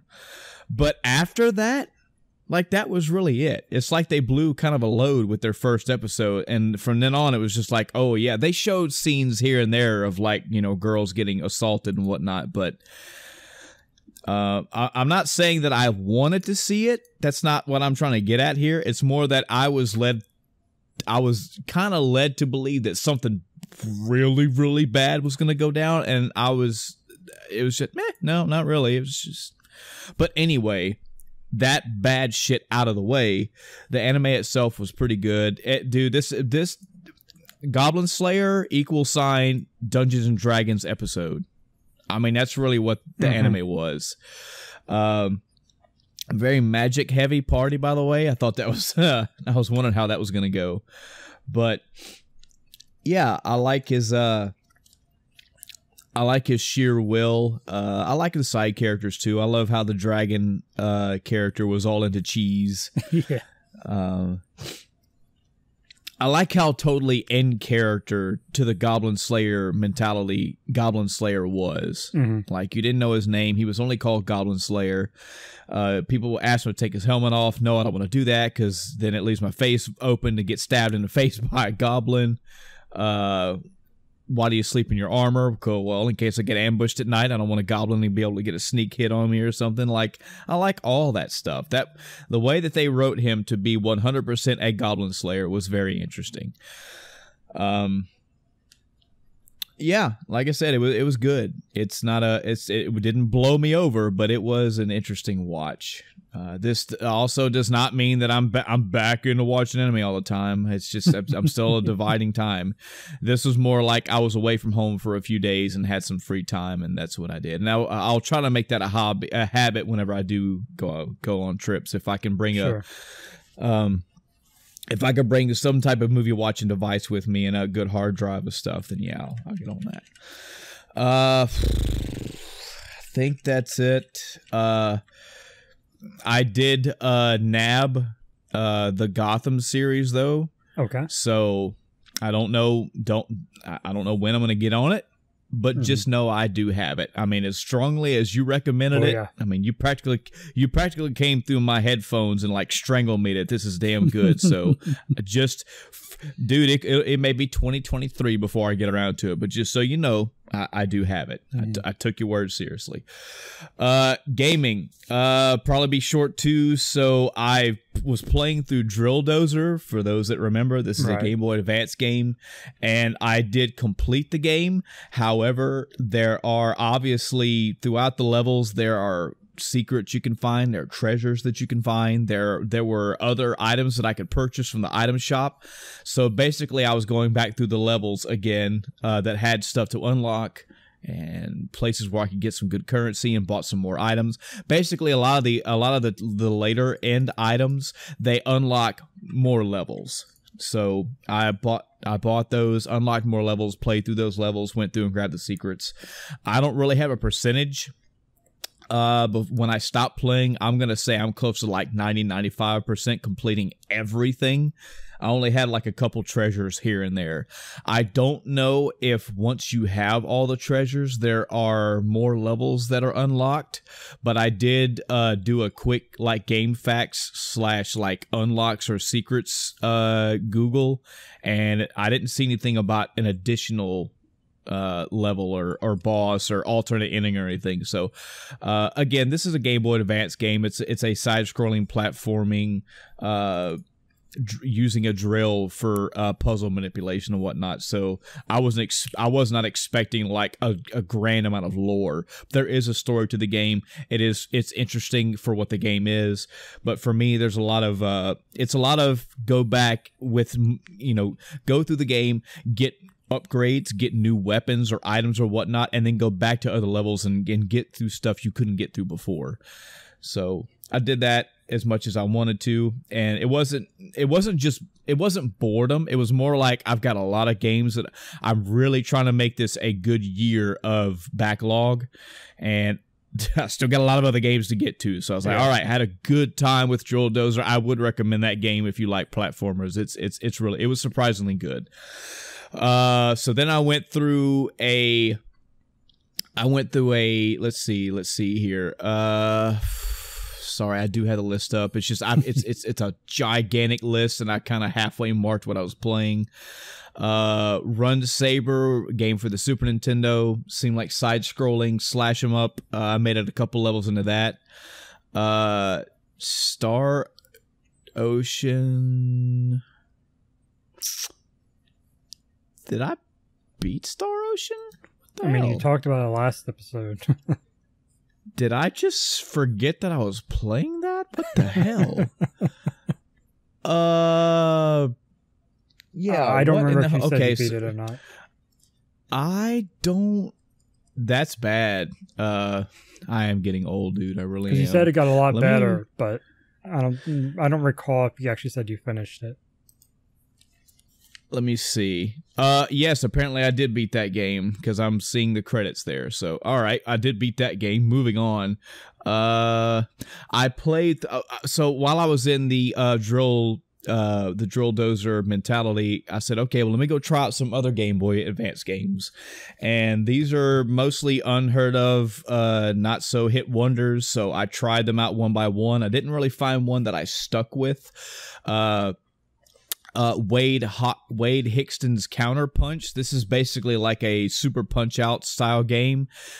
Just didn't feel the mechanics worked exactly the way I would have liked them to, but it does have that, you know, dodge left, dodge right. You have a super punch. They all have tails. They all have special moves. It just felt a little clunkier compared to what I knew from like Super Punch Out. So I played that for a little bit, moved on. Lady Saya, side-scrolling, platforming, slash 'em up, counter-ish, also type game. I didn't really dig the graphics. Kind of boring gameplay. Seemed very, very easy, so put that to the side. Blender Brothers, another platforming game. I just felt kind of clunky, didn't get into it. Sigma Star, I don't even know why I didn't care for this one too much, but I picked it up, tried it out, and moved on. The game that so then I went to Chris. I went to Tales of Fantasia, I believe is the Super Nintendo one. Man, I've got like 17,000 things open on my screen right now. Holy shit! That's the theme of the day. Where is my Firefox? Thank you. Jesus Christ. I had to find it. Tales, SNES. I want to say Tales of Fantasia. Yes. Okay. So Tales of Fantasia apparently is the first of the entire Tales franchise. So I started to play that one. Let's see, I'm typing in this one to make sure, because I went and looked this up after I started it, and there are a shit ton of Tales games, Chris. Oh boy. There's Tales of Fantasia, started the whole thing out in 1995, man. Tales of Destiny, the one that you and I know of very well, 1997. Then you got Tales of Eternia, Tales of Destiny 2, Tales of Symphonia, Rebirth, Legendia, Abyss, Innocence, Vesperia, Hearts, Graces, Zillia, Zillia 2, Zestiria, Berseria, and Tales of Arise comes out in 2020. Holy shit. This was crazy to me, because the only one that I ever knew of was Tales of Destiny until I heard about Symphonia. Right. So I made it not too far in, 20, 30 minutes or so, and I was like, I had this voice in the back of my head that's going, man, you know, you never, ever, ever finished Tales of Destiny. Which I know is the sequel. I can tell you now, the very, very little bit that I played of Tales of Fantasia, it's looked like just the same. Even though it was on a Super Nintendo, it looked just like Tales of Destiny. It had the same graphic style. It looked like the battle system may be the same. You know, that side-scrolling thing. But I don't even know if I got to a battle yet. The way the text plays out, the way the music is. So, from what I'm gathering, I'm going to like Fantasia, because I do like Tales of Destiny. So on that note, I don't believe these Tales games are strictly tied as far as sequels go. So that, combined with, I've never played Tales of Fantasia, true, but I have played Tales of Destiny twice. I played it once back when Chris let me borrow it years and years ago. I got to a castle at somewhere in the game and got stuck, and I think I gave it back or whatever, but I never got past it. And then a couple years ago, maybe even last year, sometime around the time when in this podcast, I was playing through Tales of Destiny again, and then I got pretty far in, but I got sidetracked by something. So, with all that being said, I will be going back to Tales of Fantasia because it did look interesting, but I am right now playing Tales of Destiny. I will go through this game all the way through. I'm probably 2 or 3 hours in. I'm like in the third town in, so I'm not that far, but I'm used to this game by now. I'm mowing through the battles, I'm going through the story. It's going to be interesting to try to find the places where I stopped at. It's really hard to recall. I feel like there was some large castle. I feel like once I get to this castle, maybe the layout, I might be able to recall where I got stuck at, decades ago. I don't really remember where I stopped last year before. And my save state, I couldn't find it, so I did have to start all the way over. No problem at all, because I like Tales of Destiny. It's a good game, and I've been in the mood for an RPG again, so that's where I am. There is a metric fuck ton of games on my to-play list, because there's always been a large list of my backlog, so I don't have designs to go through. This is not like a rush for me. An example, I made it a point that I love Persona 5, love 4, love 3, but those are offsets of the Shin Megami Tensei series. So I did some research and found out through various opinions, mind you, that a good place to start a good break-in game, since Persona 5 was my break-in Persona, a good break-in Shin Megami Tensei game was Shin Megami Tensei 4 for the 3DS.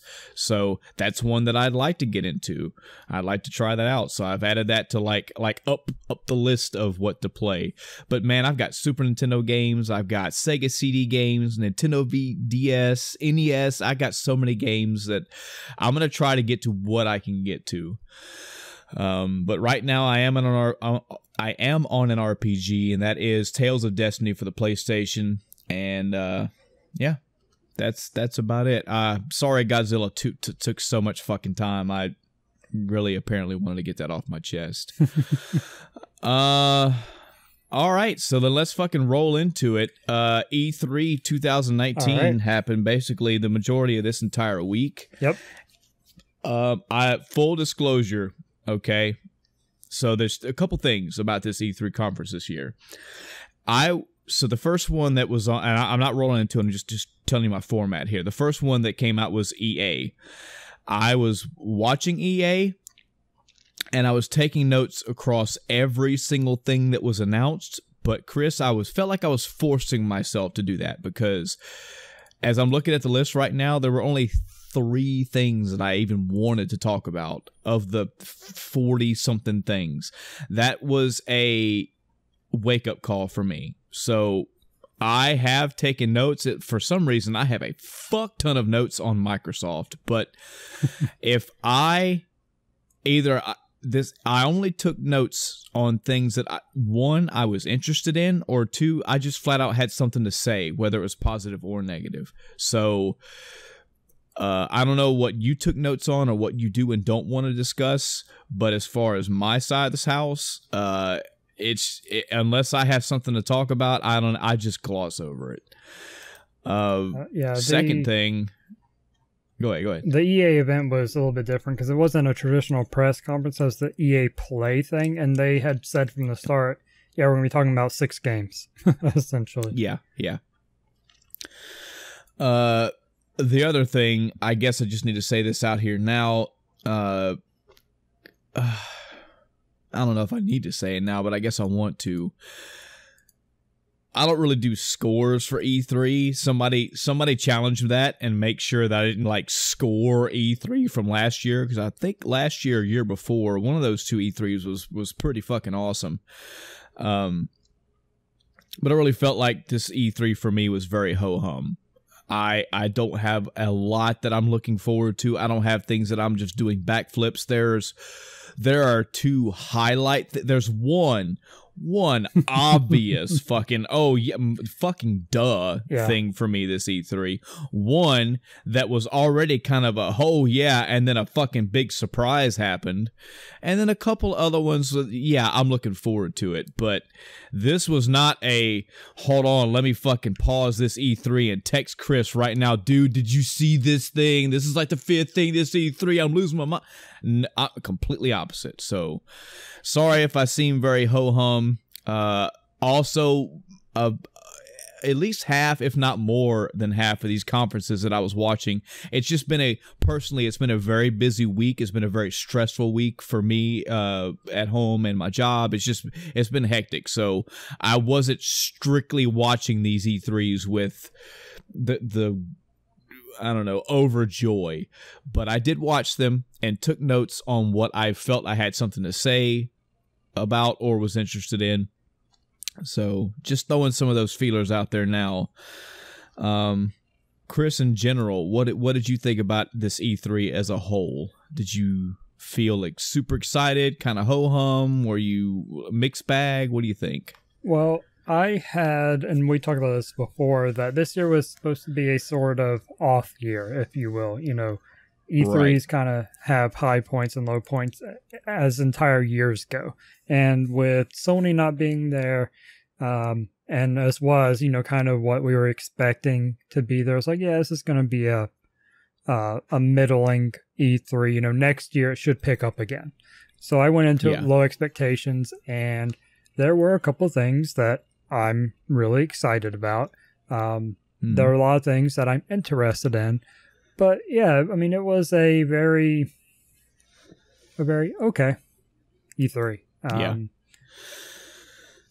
I don't know. I think I find this year, aside from a couple of the highlights, which I'm sure we have the same ones probably, I found it interesting for all the non-gaming stuff.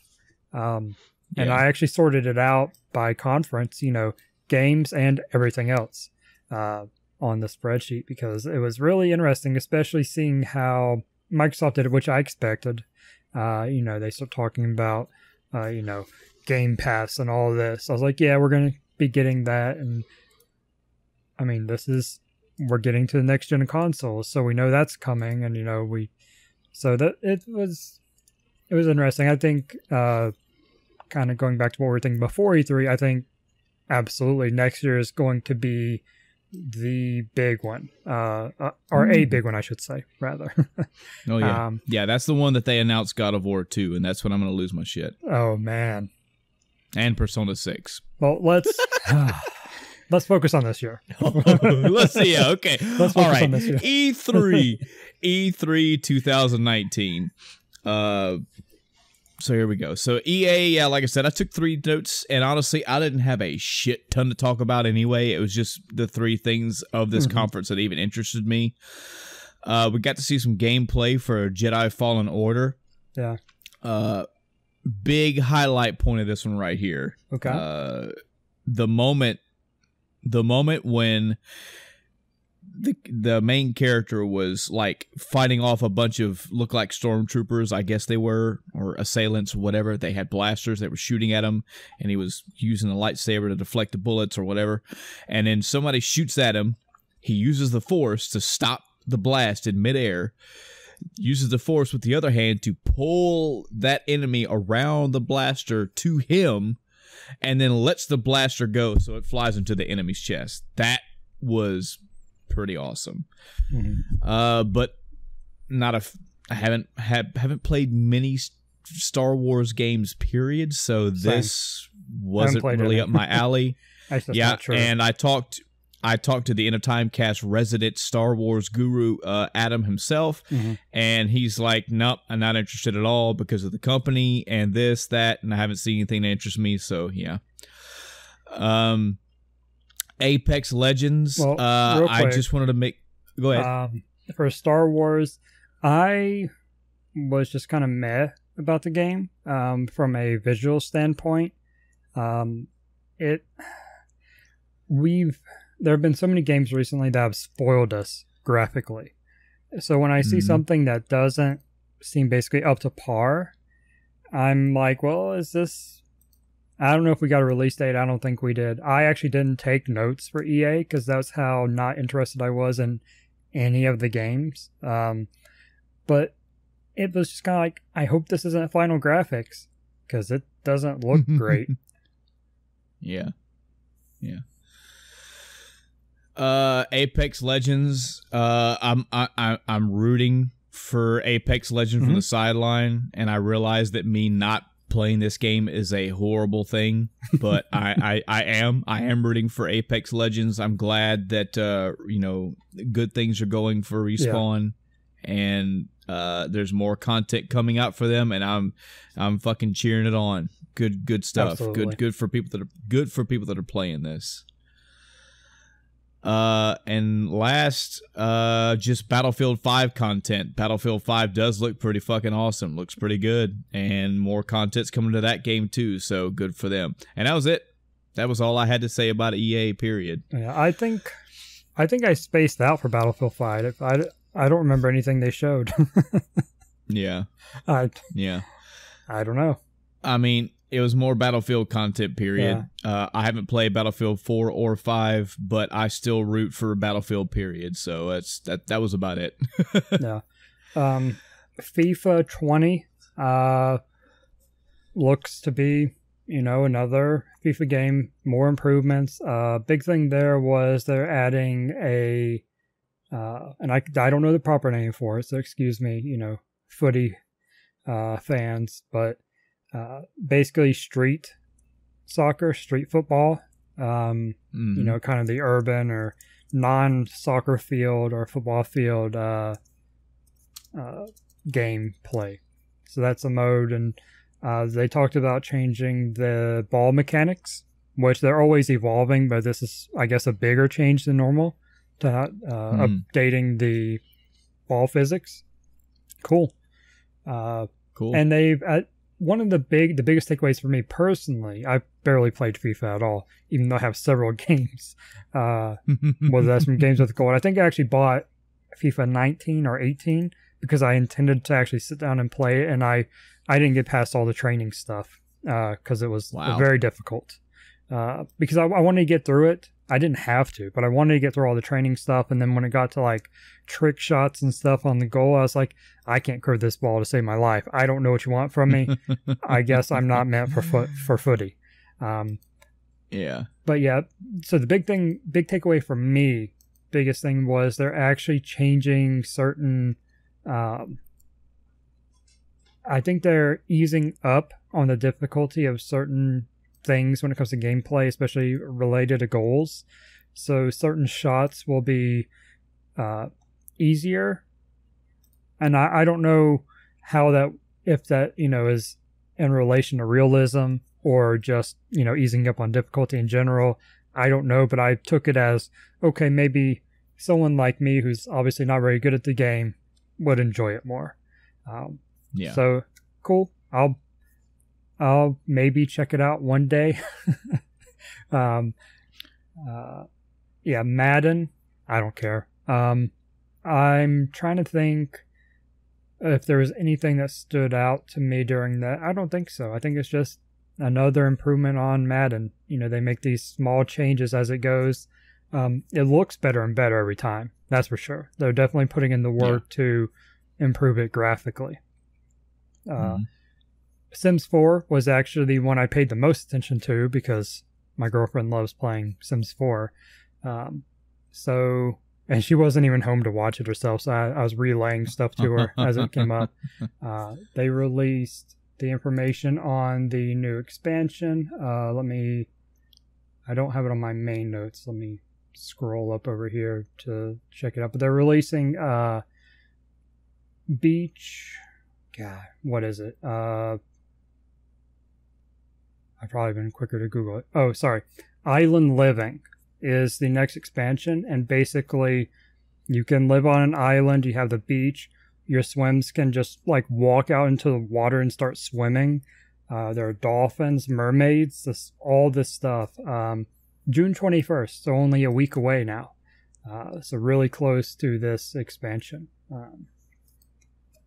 There are so many expansions for Sims 4 already. So for me personally, not a big deal, but like my girlfriend, yeah, she can't wait. And we'll probably be pre-ordering it today or tomorrow. Nice.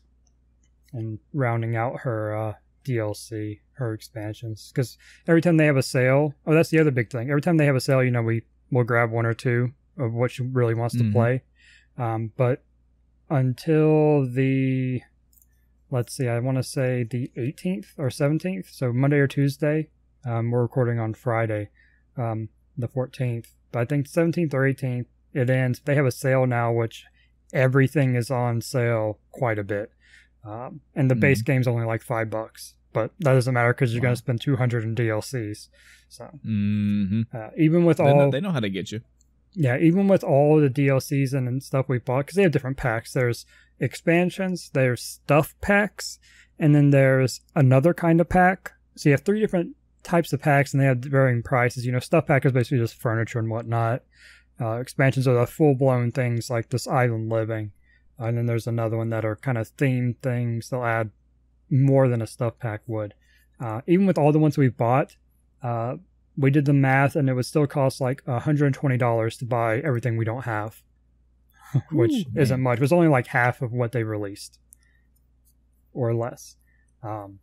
So it adds up. But yeah, and then there is a Magic. What'd they call it? Realm of Magic is the next game pack. Which is the one I was talking about. That's not a stuff pack or expansion. Adds wizards and stuff, I guess. They didn't show a whole lot about it, but looks interesting. So yeah, I'm sure Sims 4 fans are all over that. And that was it for EA. All right. Moving on to Microsoft. Like I said, this is the one that I took the most notes of. And that's, oh man. It was honestly getting to the point, Chris, throughout this conference that I was starting to get what's a good feeling for what I was feeling. I don't know. I felt like I was letting my audience down because, Chris, I took no notes for Ubisoft. None. Because that's PC gaming. I took 1 note. And again, I only took notes on things either I was 1, interested in, or 2, I just had something to say about, or something that I wanted to say about it. And I was kind of feeling pretty good with Microsoft, obviously, because I've got like 10, 12 different notes here. But as the Bethesda conference went on, and Devolver, and Square Enix, I didn't take a lot. So I'm probably gonna hear the most.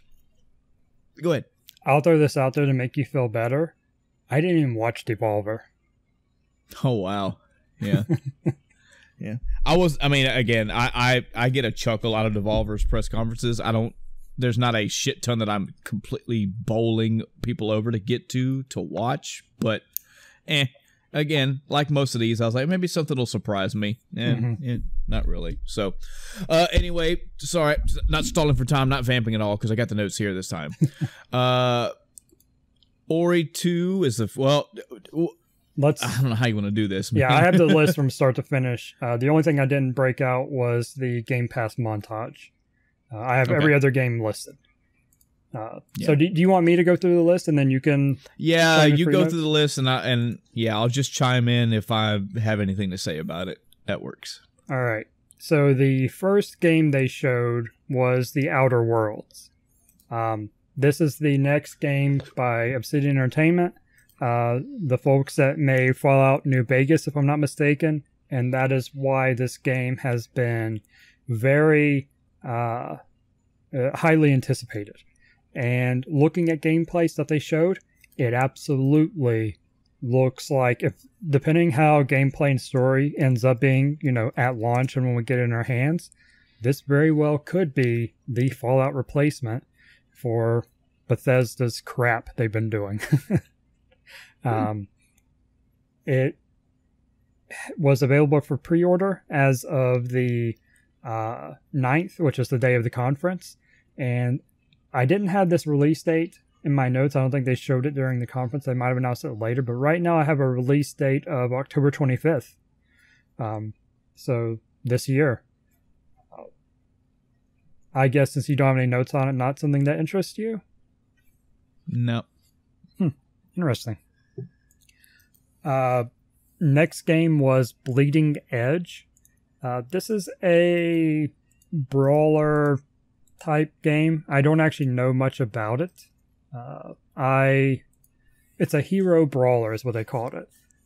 And I believe the premise is it's mostly melee instead of like a Overwatch where you have all your guns and varying abilities.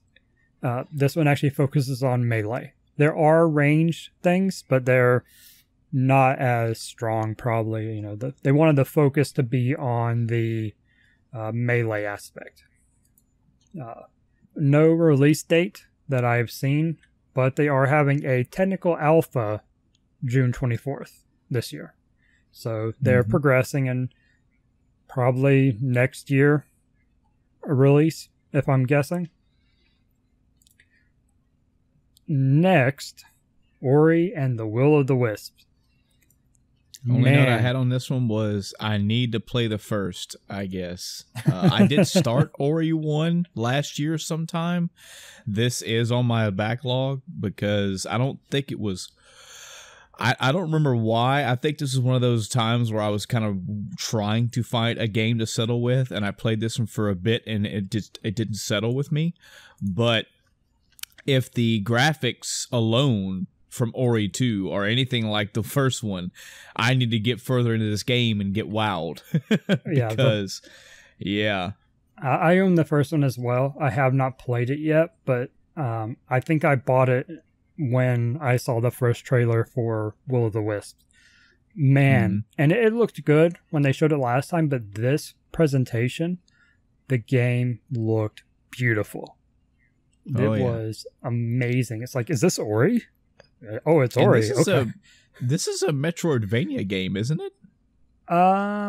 They called it action platformer. I don't. Let me do some research on that while we're going through. I believe it has some mechanics like that, but it's not a true. That's not the main premise of it, I don't think. Yeah. Release date is February 11th, so we have some time to get caught up. Yeah, I mean, it's... I don't even know what to say about it. It just looks good. And my understanding of the first one is it's a cute game. It's not... I kind of compare it to... What was that other game not too long ago I played? I can't think of what it was. Anyway. But yeah, it just seems like it's a platformer, but it's got that cuteness to it, and that's kind of what one of the appeals to it. Had a good soundtrack, apparently, and it had a really good atmosphere to it. So, okay. Any determination on the Metroidvania? From what I find, it's the combat isn't right for the genre. It's more of a puzzle platformer with a lot of exploration. So, and that's fine. That's up my alley too. I want to say there was like, I want to say there was like a control issue. Like I didn't dig the way that the game controlled. Might have been another reason why I kind of bounced off of it. Sometime in the future, I will address it in my backlog, and I will have more to report. But no, then bottom line, I have not made it far enough in Ori to make a grand determination on it. Okay. So, and again, that release date is February 11th for Ori and the Will of the Wisps. Right. Next game, this was very, very interesting. Minecraft Dungeons. Now, looking at it, it's like, okay, what exactly is this? Because it's Minecraft characters doing not typical Minecraft things. It's like dungeons, and hence the name, of course. But later on, there was a bit more released throughout the week, which I'll go ahead and say I haven't really followed up most of the coverage throughout the week. I've only caught a few, highlights, if you will, of big things that impacted, stuff we saw during the conferences.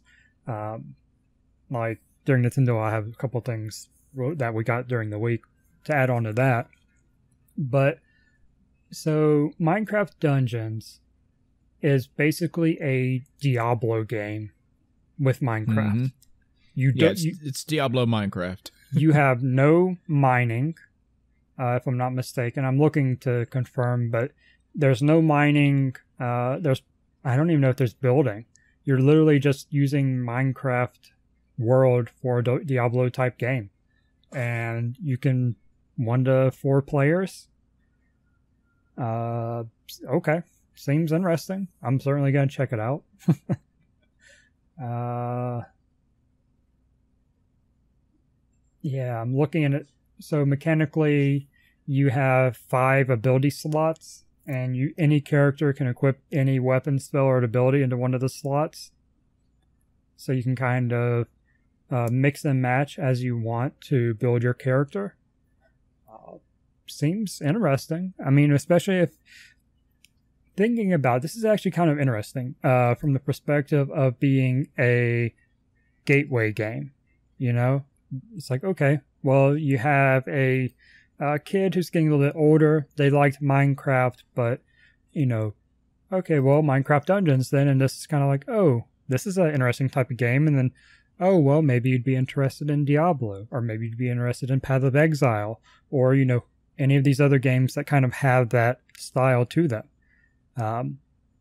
So that's interesting. We didn't get a firm release date. All we got was spring 2020. Next game they showed was Star Wars Jedi Fallen Order. I don't know. Yeah. Did they show anything different? No, it felt like another one, but I already seen what I want to see with it, so I didn't really care. I kind of tuned out for that because I'd already seen it during EA, but I heard someone say that it actually looked better during Microsoft's conference than it did during EA's. Like, oh, okay. I don't doubt it. I have a release date here. I don't know if I mentioned it on EA part. I don't know if we even knew it. But the Jedi Fallen Order release date is November 15th, 2019. So later this year. Go ahead. As a Blair Witch fan, I'll tell you right now, and I mean that as in the original OG Blair Witch. This game that got announced at E3, the Blair Witch game, was definitely for me a big, huh? Like, does anybody even remember Blair Witch at this point? And does anybody care anymore? Sure, a Blair Witch game is coming. And I didn't even take a note on it. I just figured I'd just throw that out there. I do like Blair Witch. I do thoroughly enjoy the original Blair Witch, but a game, a little late in the pack for me to care about a game. Yeah, I'm curious how they'll do it. We saw.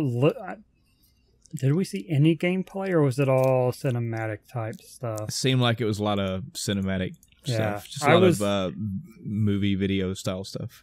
Yeah, I was just so confused that what they were doing that I didn't really absorb it until, Blair Witch. I was like, oh, okay, sure, whatever. Next game was Cyberpunk 2077. All right. So we got a cinematic trailer for this, or a cine trailer, if you will, because wasn't a lot of game. Wasn't. I don't think there was any gameplay at all in it, and I'll take that. That's fine. We've had a gameplay trailer for Cyberpunk already. Yeah, and to be fair, they had 45 minutes of gameplay last year, so. Exactly. It would be nice to see progress, but at the same time, it's like, okay, you've showed us. That's fine. Well, a minute or two into this cinematic trailer, if you had anything to complain about, they were readily going to shut your ass up at the end of it because, and this was the only time, Chris, this entire E3, aside from the Final Fantasy VII thing, which even then. I wasn't even like, oh! It was just because we already know about it. This was a shocking thing. When I saw Keanu fucking Reeves in this trailer, I was like, wow, what? And my wife looked up and she goes, is that Keanu Reeves? I was like, yeah, what? She's like, what is he doing in this game?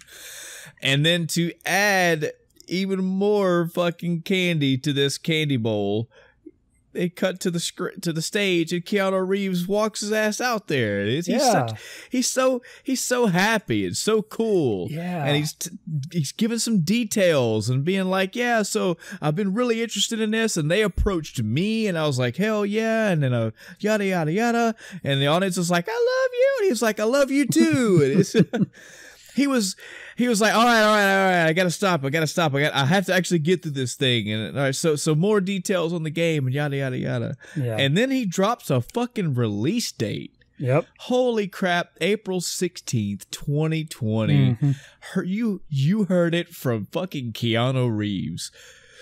So a couple things on this, Chris. Mm-hmm. Low-hanging fruit, I found this out later, that apparently the character that Keanu Reeves is playing, I didn't write it down. Adam is the one that told me, because Adam is not only our Star Wars representative, he's also our Cyberpunk. He definitely has played a lot of the actual tabletop game. And apparently the character that Keanu Reeves is playing, he is playing an actual character from the Cyberpunk 2077 universe, and he's apparently a predominant character.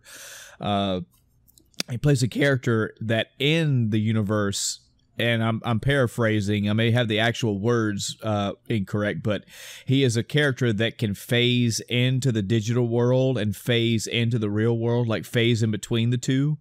So you could, like, if you have the right implants, you would see him, but it's just that character is projecting himself into your world, like augmented reality style, or maybe he really is there. You never know. But apparently this is actually a really cool character this guy's playing, which, again, Adam brought up the point. He goes, yeah, he's playing this character. This character is being played by Neo. That's appropriately. It fits. It fits perfectly. The second thing is, God, man, Keanu Reeves is in the fucking renaissance right now, isn't he? You know, he's having his fucking time. He does in real life shit that's really cool. He actually goes to gun ranges and shoots his fucking ass off in real life as a hobby, but also for these roles in John Wick. The whole John Wick thing is awesome too. Now he's in Cyberpunk 2077. I mean, awesome. It's a good time for Keanu, and I'm happy for him. I think I don't know of a single other celebrity, in a game that has seemed as enthusiastic and genuine as he did. Exactly. And I like that. You want to see that, So that was good. That was my one, like, holy shit, out of nowhere moment for E3. And it was really exciting. Really happy to see that. Yeah. All right. Next game is Spiritfarer. I'm not entirely sure what this game is. It's a management game. I don't know. I don't know if we saw enough about it. Did you have any thoughts on it? Nope. Okay. I think we'll see more about this as the year progresses. It has a release date of 2020, not anything detailed, so maybe we'll see more next year at E3 if it doesn't release before then. But we shall see. Next was Battletoads. Yep, took a note on this. I'm not a fan of the art style. So really? I think it was last year that this was teased, or maybe it was at the Game Awards this was teased. I can't recall. But when I saw the Battletoads thing, when I saw Battletoads was coming back, I was genuinely excited. Hell yeah, let's see a remake. Let's see and I didn't know what it was going to be. I was thinking maybe use the graphic style from, say, Killer Instinct, but make it, just remake the game, remake the original game with those graphics. I didn't know what it was going to be. And it does look like the gameplay itself is the standard Battletoads gameplay from the OG that we know, but I really didn't care too much for the art style. I don't like this stylized versions of the toads and enemies and everything in general. So, just a no for me. So okay.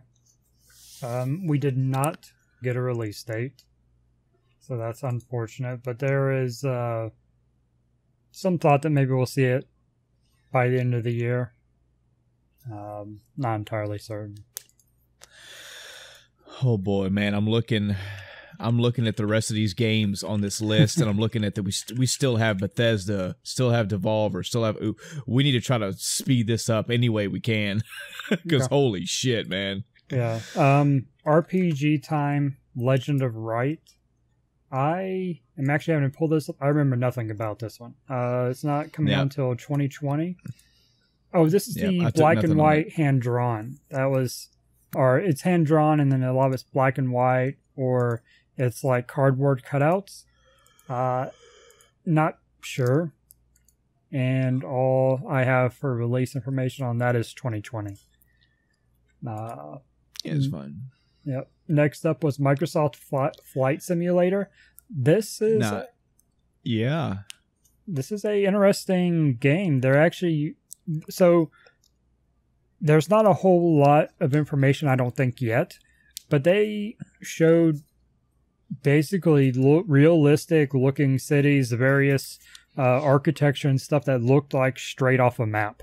And the question is, are they actually using, because it said using satellite data and something else. That's the note that I took. It was captured in 4K resolution, powered by satellite data and Azure artificial intelligence. Yeah, which Azure is their cloud system. Right. So they're putting a lot of work in this, and the name Microsoft Flight Simulator is not a new name, but it seems like this is maybe a reboot of it, or this is the version they're going for, so this is it, and it looks amazing. Anybody who likes flight sims probably gonna love that. I didn't write it down on release date. A lot of these, it was going so fast at times. Don't worry about it, man. If we don't, the people that want to know these release dates have ample sources. We're more just telling our opinions anyway. Yeah. Probably this year or next. Maybe next with how it looks. Age of Empires 2 Definitive Edition. The new graphics and all that to it looks really good. I mean, I'm probably definitely going to play it when it comes out.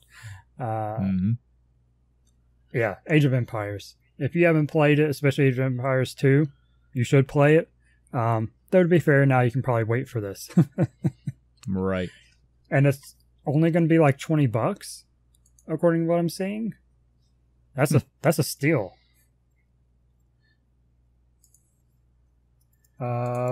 Next was Wasteland 3.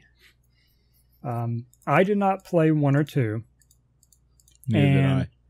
The overall theme I saw with people that did play 2 was that this was very jokey. It was a comedic trailer, and that is not how Wasteland 2 was. It was a very serious type game. So there is some concern with that about, if they're going to, change how the game is.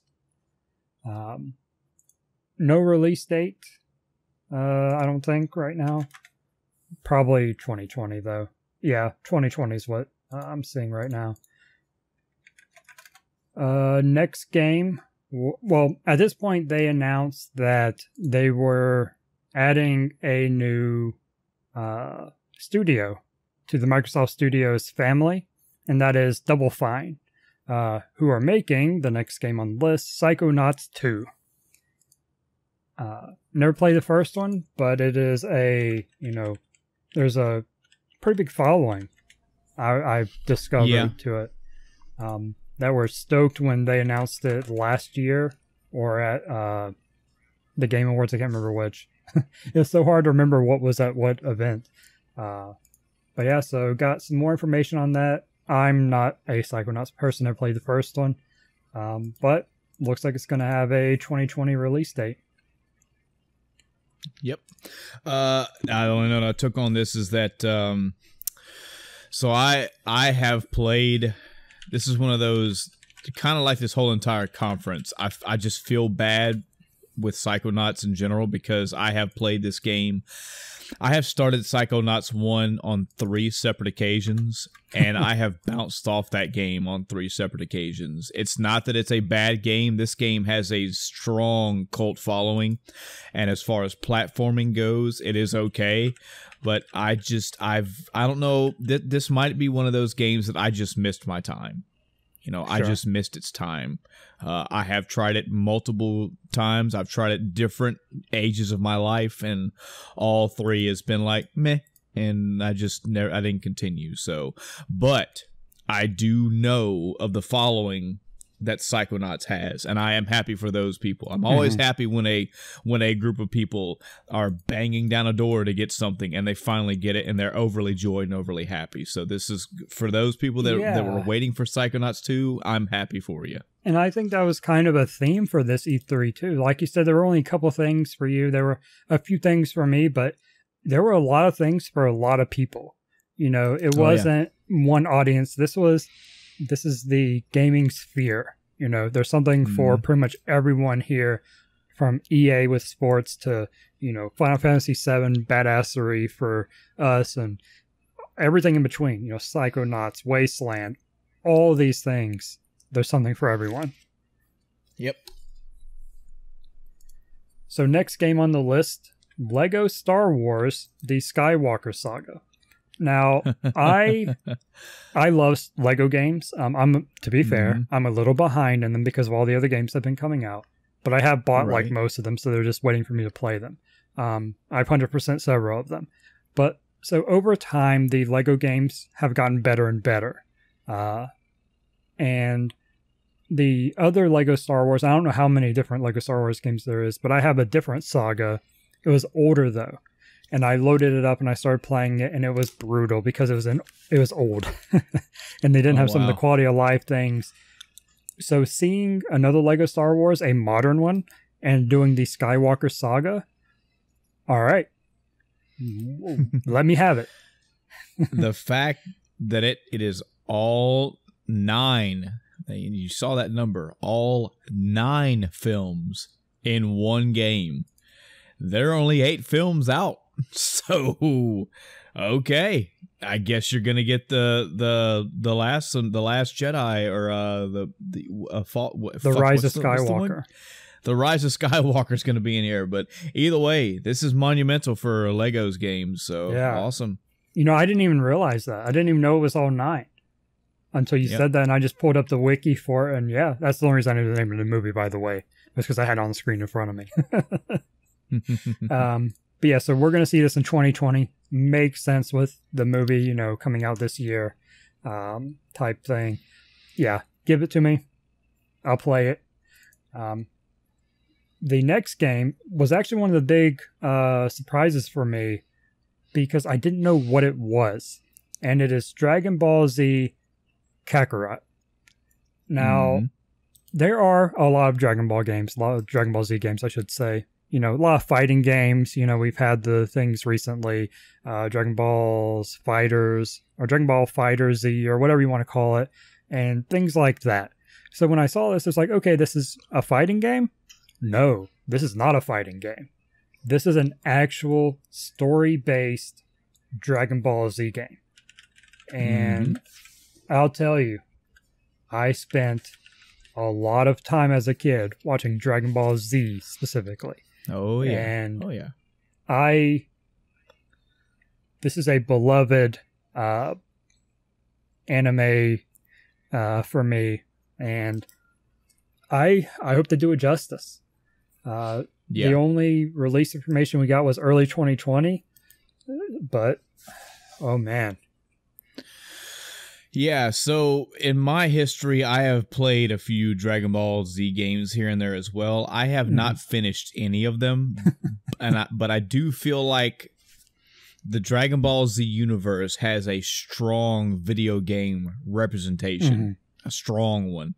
And I feel like they have done Dragon Ball Z till they're blue in the face. That being said, even knowing that, and especially with having not played them all, even knowing that, the fact that this is, I see Dragon Ball, like I saw like the Frieza Saga stuff in here in this trailer.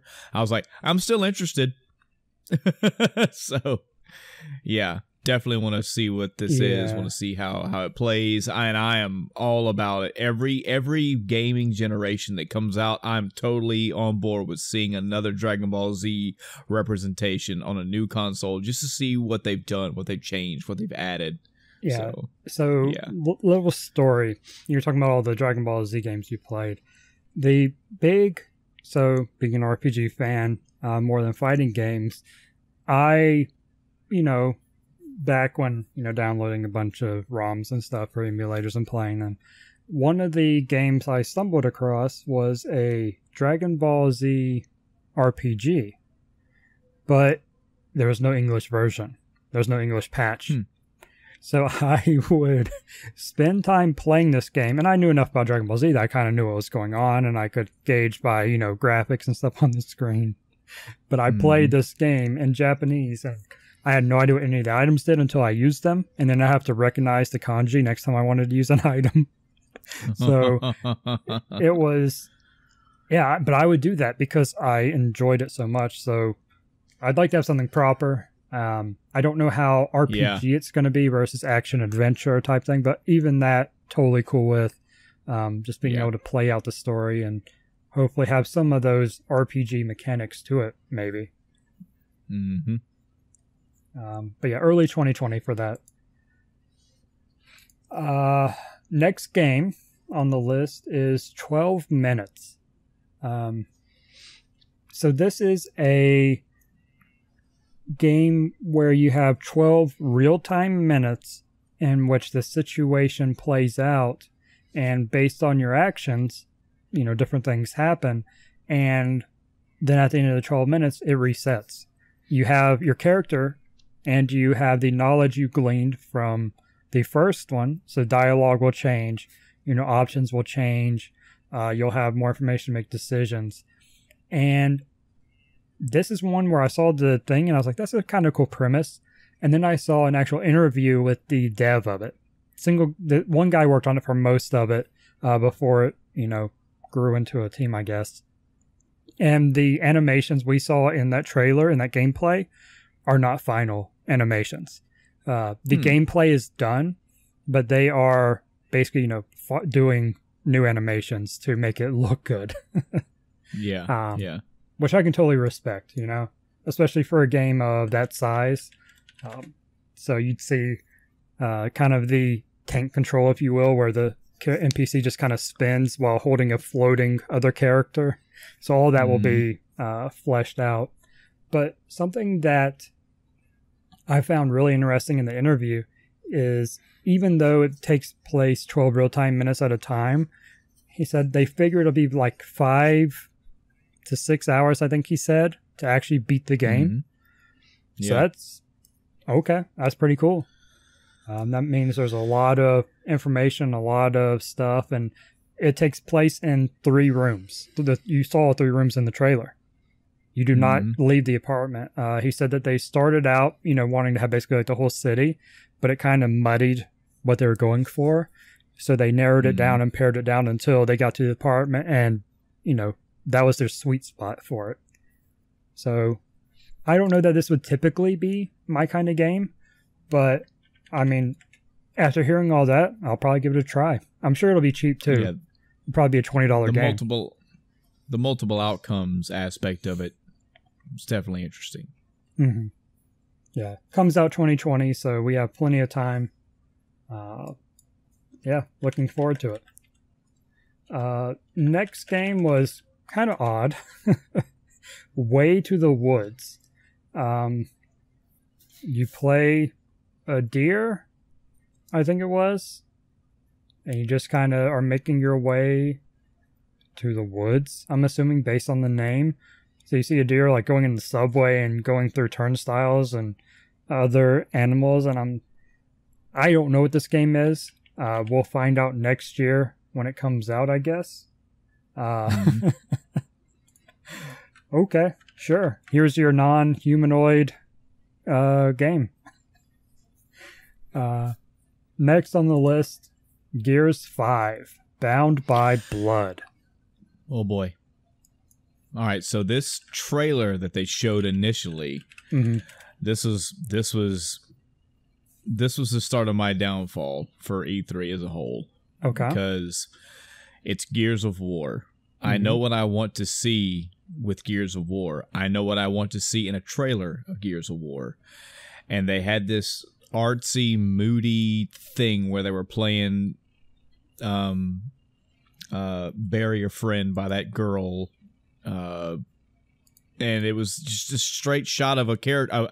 I don't know because I haven't played 4 all the way through yet, but it's some character from Gears of War 4 that apparently is getting turned to the dark side or turning evil or something, and all these faces coming out and everything. And I was like, I am now bored. And I should not be bored when I'm watching anything Gears related. Also, took a note, Kerrigan did this better. I've already had a female that's being taken over by the dark side shit going down, so sorry. It's funny. I watched this most of the conferences with dropped frames doing their restream, and they actually made that comment. Someone made that comment about Kerrigan. Yeah. So you're not the only one that thinks that. I haven't played any Gears games. I think I bought some, so I could go back and play then. But this is another game coming out in September. This one's September 10th. September's going to be a busy month. Yep. That's probably one that'll go on my backlog because I need to play through the other ones first. I don't think that's one I'll be, looking to get at release. Yeah. They also showed around the Gears scene was Gears 5 Escape, which it's another game that has an encroaching border. That's all you need to know. I don't know if it's actually a PUBG style. Holy crap, Chris! I forgot, what is that gameplay called again? What is that game gimmick again? That PUBG and Fortnite. Wow. Yeah. I hate that. I knew what it was called until you asked. Right? This was the hottest fucking thing in the world like 2, 3, 4 months ago, a year ago, and now I literally cannot remember what this is called. I mean, it's Battle Royale. Ooh, wow. Is it fading that bad, gaming industry? No. Is Battle Royale just... Oh, man. But... So yeah, I don't know if this is actually a battle royale game. What I do know is that it seemed like there was a la battle royale. There was an encroaching border. That's the only note I took. Didn't catch my interest, so I moved on. Oh, also they showed a fucking quick sneak thing of a fucking Terminator. So for some reason and somehow a Terminator is going to be involved in this Gears game. I went again, kind of like the Blair Witch thing, but not in the same time relevance, but more on the okay. Okay. Not something I would expect, not something I would deny, but not something I would ask for either. So I was like very confused by that. So Escape is not Battle Royale. It is a co-op up to 4-player mode where I guess you're escaping. So it's a squad-based thing, but it's not that type of... It's not Battle Royale. Yeah. I guess I missed that because I think I was so confused about them going beneath the stage that I kind of missed what they were actually talking about. That was also kind of interesting concept, but it didn't have any kind of impact on me. And I realized that we skipped over the Game Pass stuff, but we'll kind of cover that at the end and get into non-game stuff. Oh, I could tell you right now, I took a note for Games Pass. The entire Games Pass thing as a whole, I was feeling increasingly let down as the conference went on when it came to the Game Pass. So, yeah. Well, I have more to say about it, so we'll come back to it. Yeah, that's fine. Next game on the list is Dying Light 2. But before Dying Light 2, the new Xbox One Elite controller was announced. Oh, yeah, I had all the hardware and stuff at the end. I was going to do non-game stuff separate. this thing has like variable tensions and profiles and all sorts of good shit. The big takeaway for me is that I was actually in the mood of, I was tolerating the idea of buying an Xbox One Elite controller. I just felt like, okay, why not? I primarily play all my PC games with a Xbox One wireless, so why not? Why not? And I was looking at a lot of reviews of the Elite controller and seeing any pros and cons and trying to investigate and see if I even wanted to buy one. And as I was doing this week, this shit gets dropped. I was like, well, I'm not, even if I do buy one, I'm gonna wait now. So yeah, my biggest takeaway from the two, other than being improved, is it is Bluetooth. Yeah. Instead of the just whatever wireless technology they used before. I don't even know what it actually was from a technology perspective. So the next game, Dying Light 2. I didn't play the first one, but seeing this kind of makes me want to play, especially when, I don't know if they didn't really show it this time, I don't think, but when they revealed it, they talked about how much your decisions matter in this world. And I just read a line that says, Dying Light 2 has so many decisions to make that players will only see 50% of what it has to offer. Okay, it's a lot of variety when you're playing an open world game like this, and it'll actually impact the map, the world you're playing in. Okay, maybe it's time for me to try Dying Light. The release date on that is 2020, so still ways out, but I think it'll probably be early on the end of the year. I don't think they'll wait too long.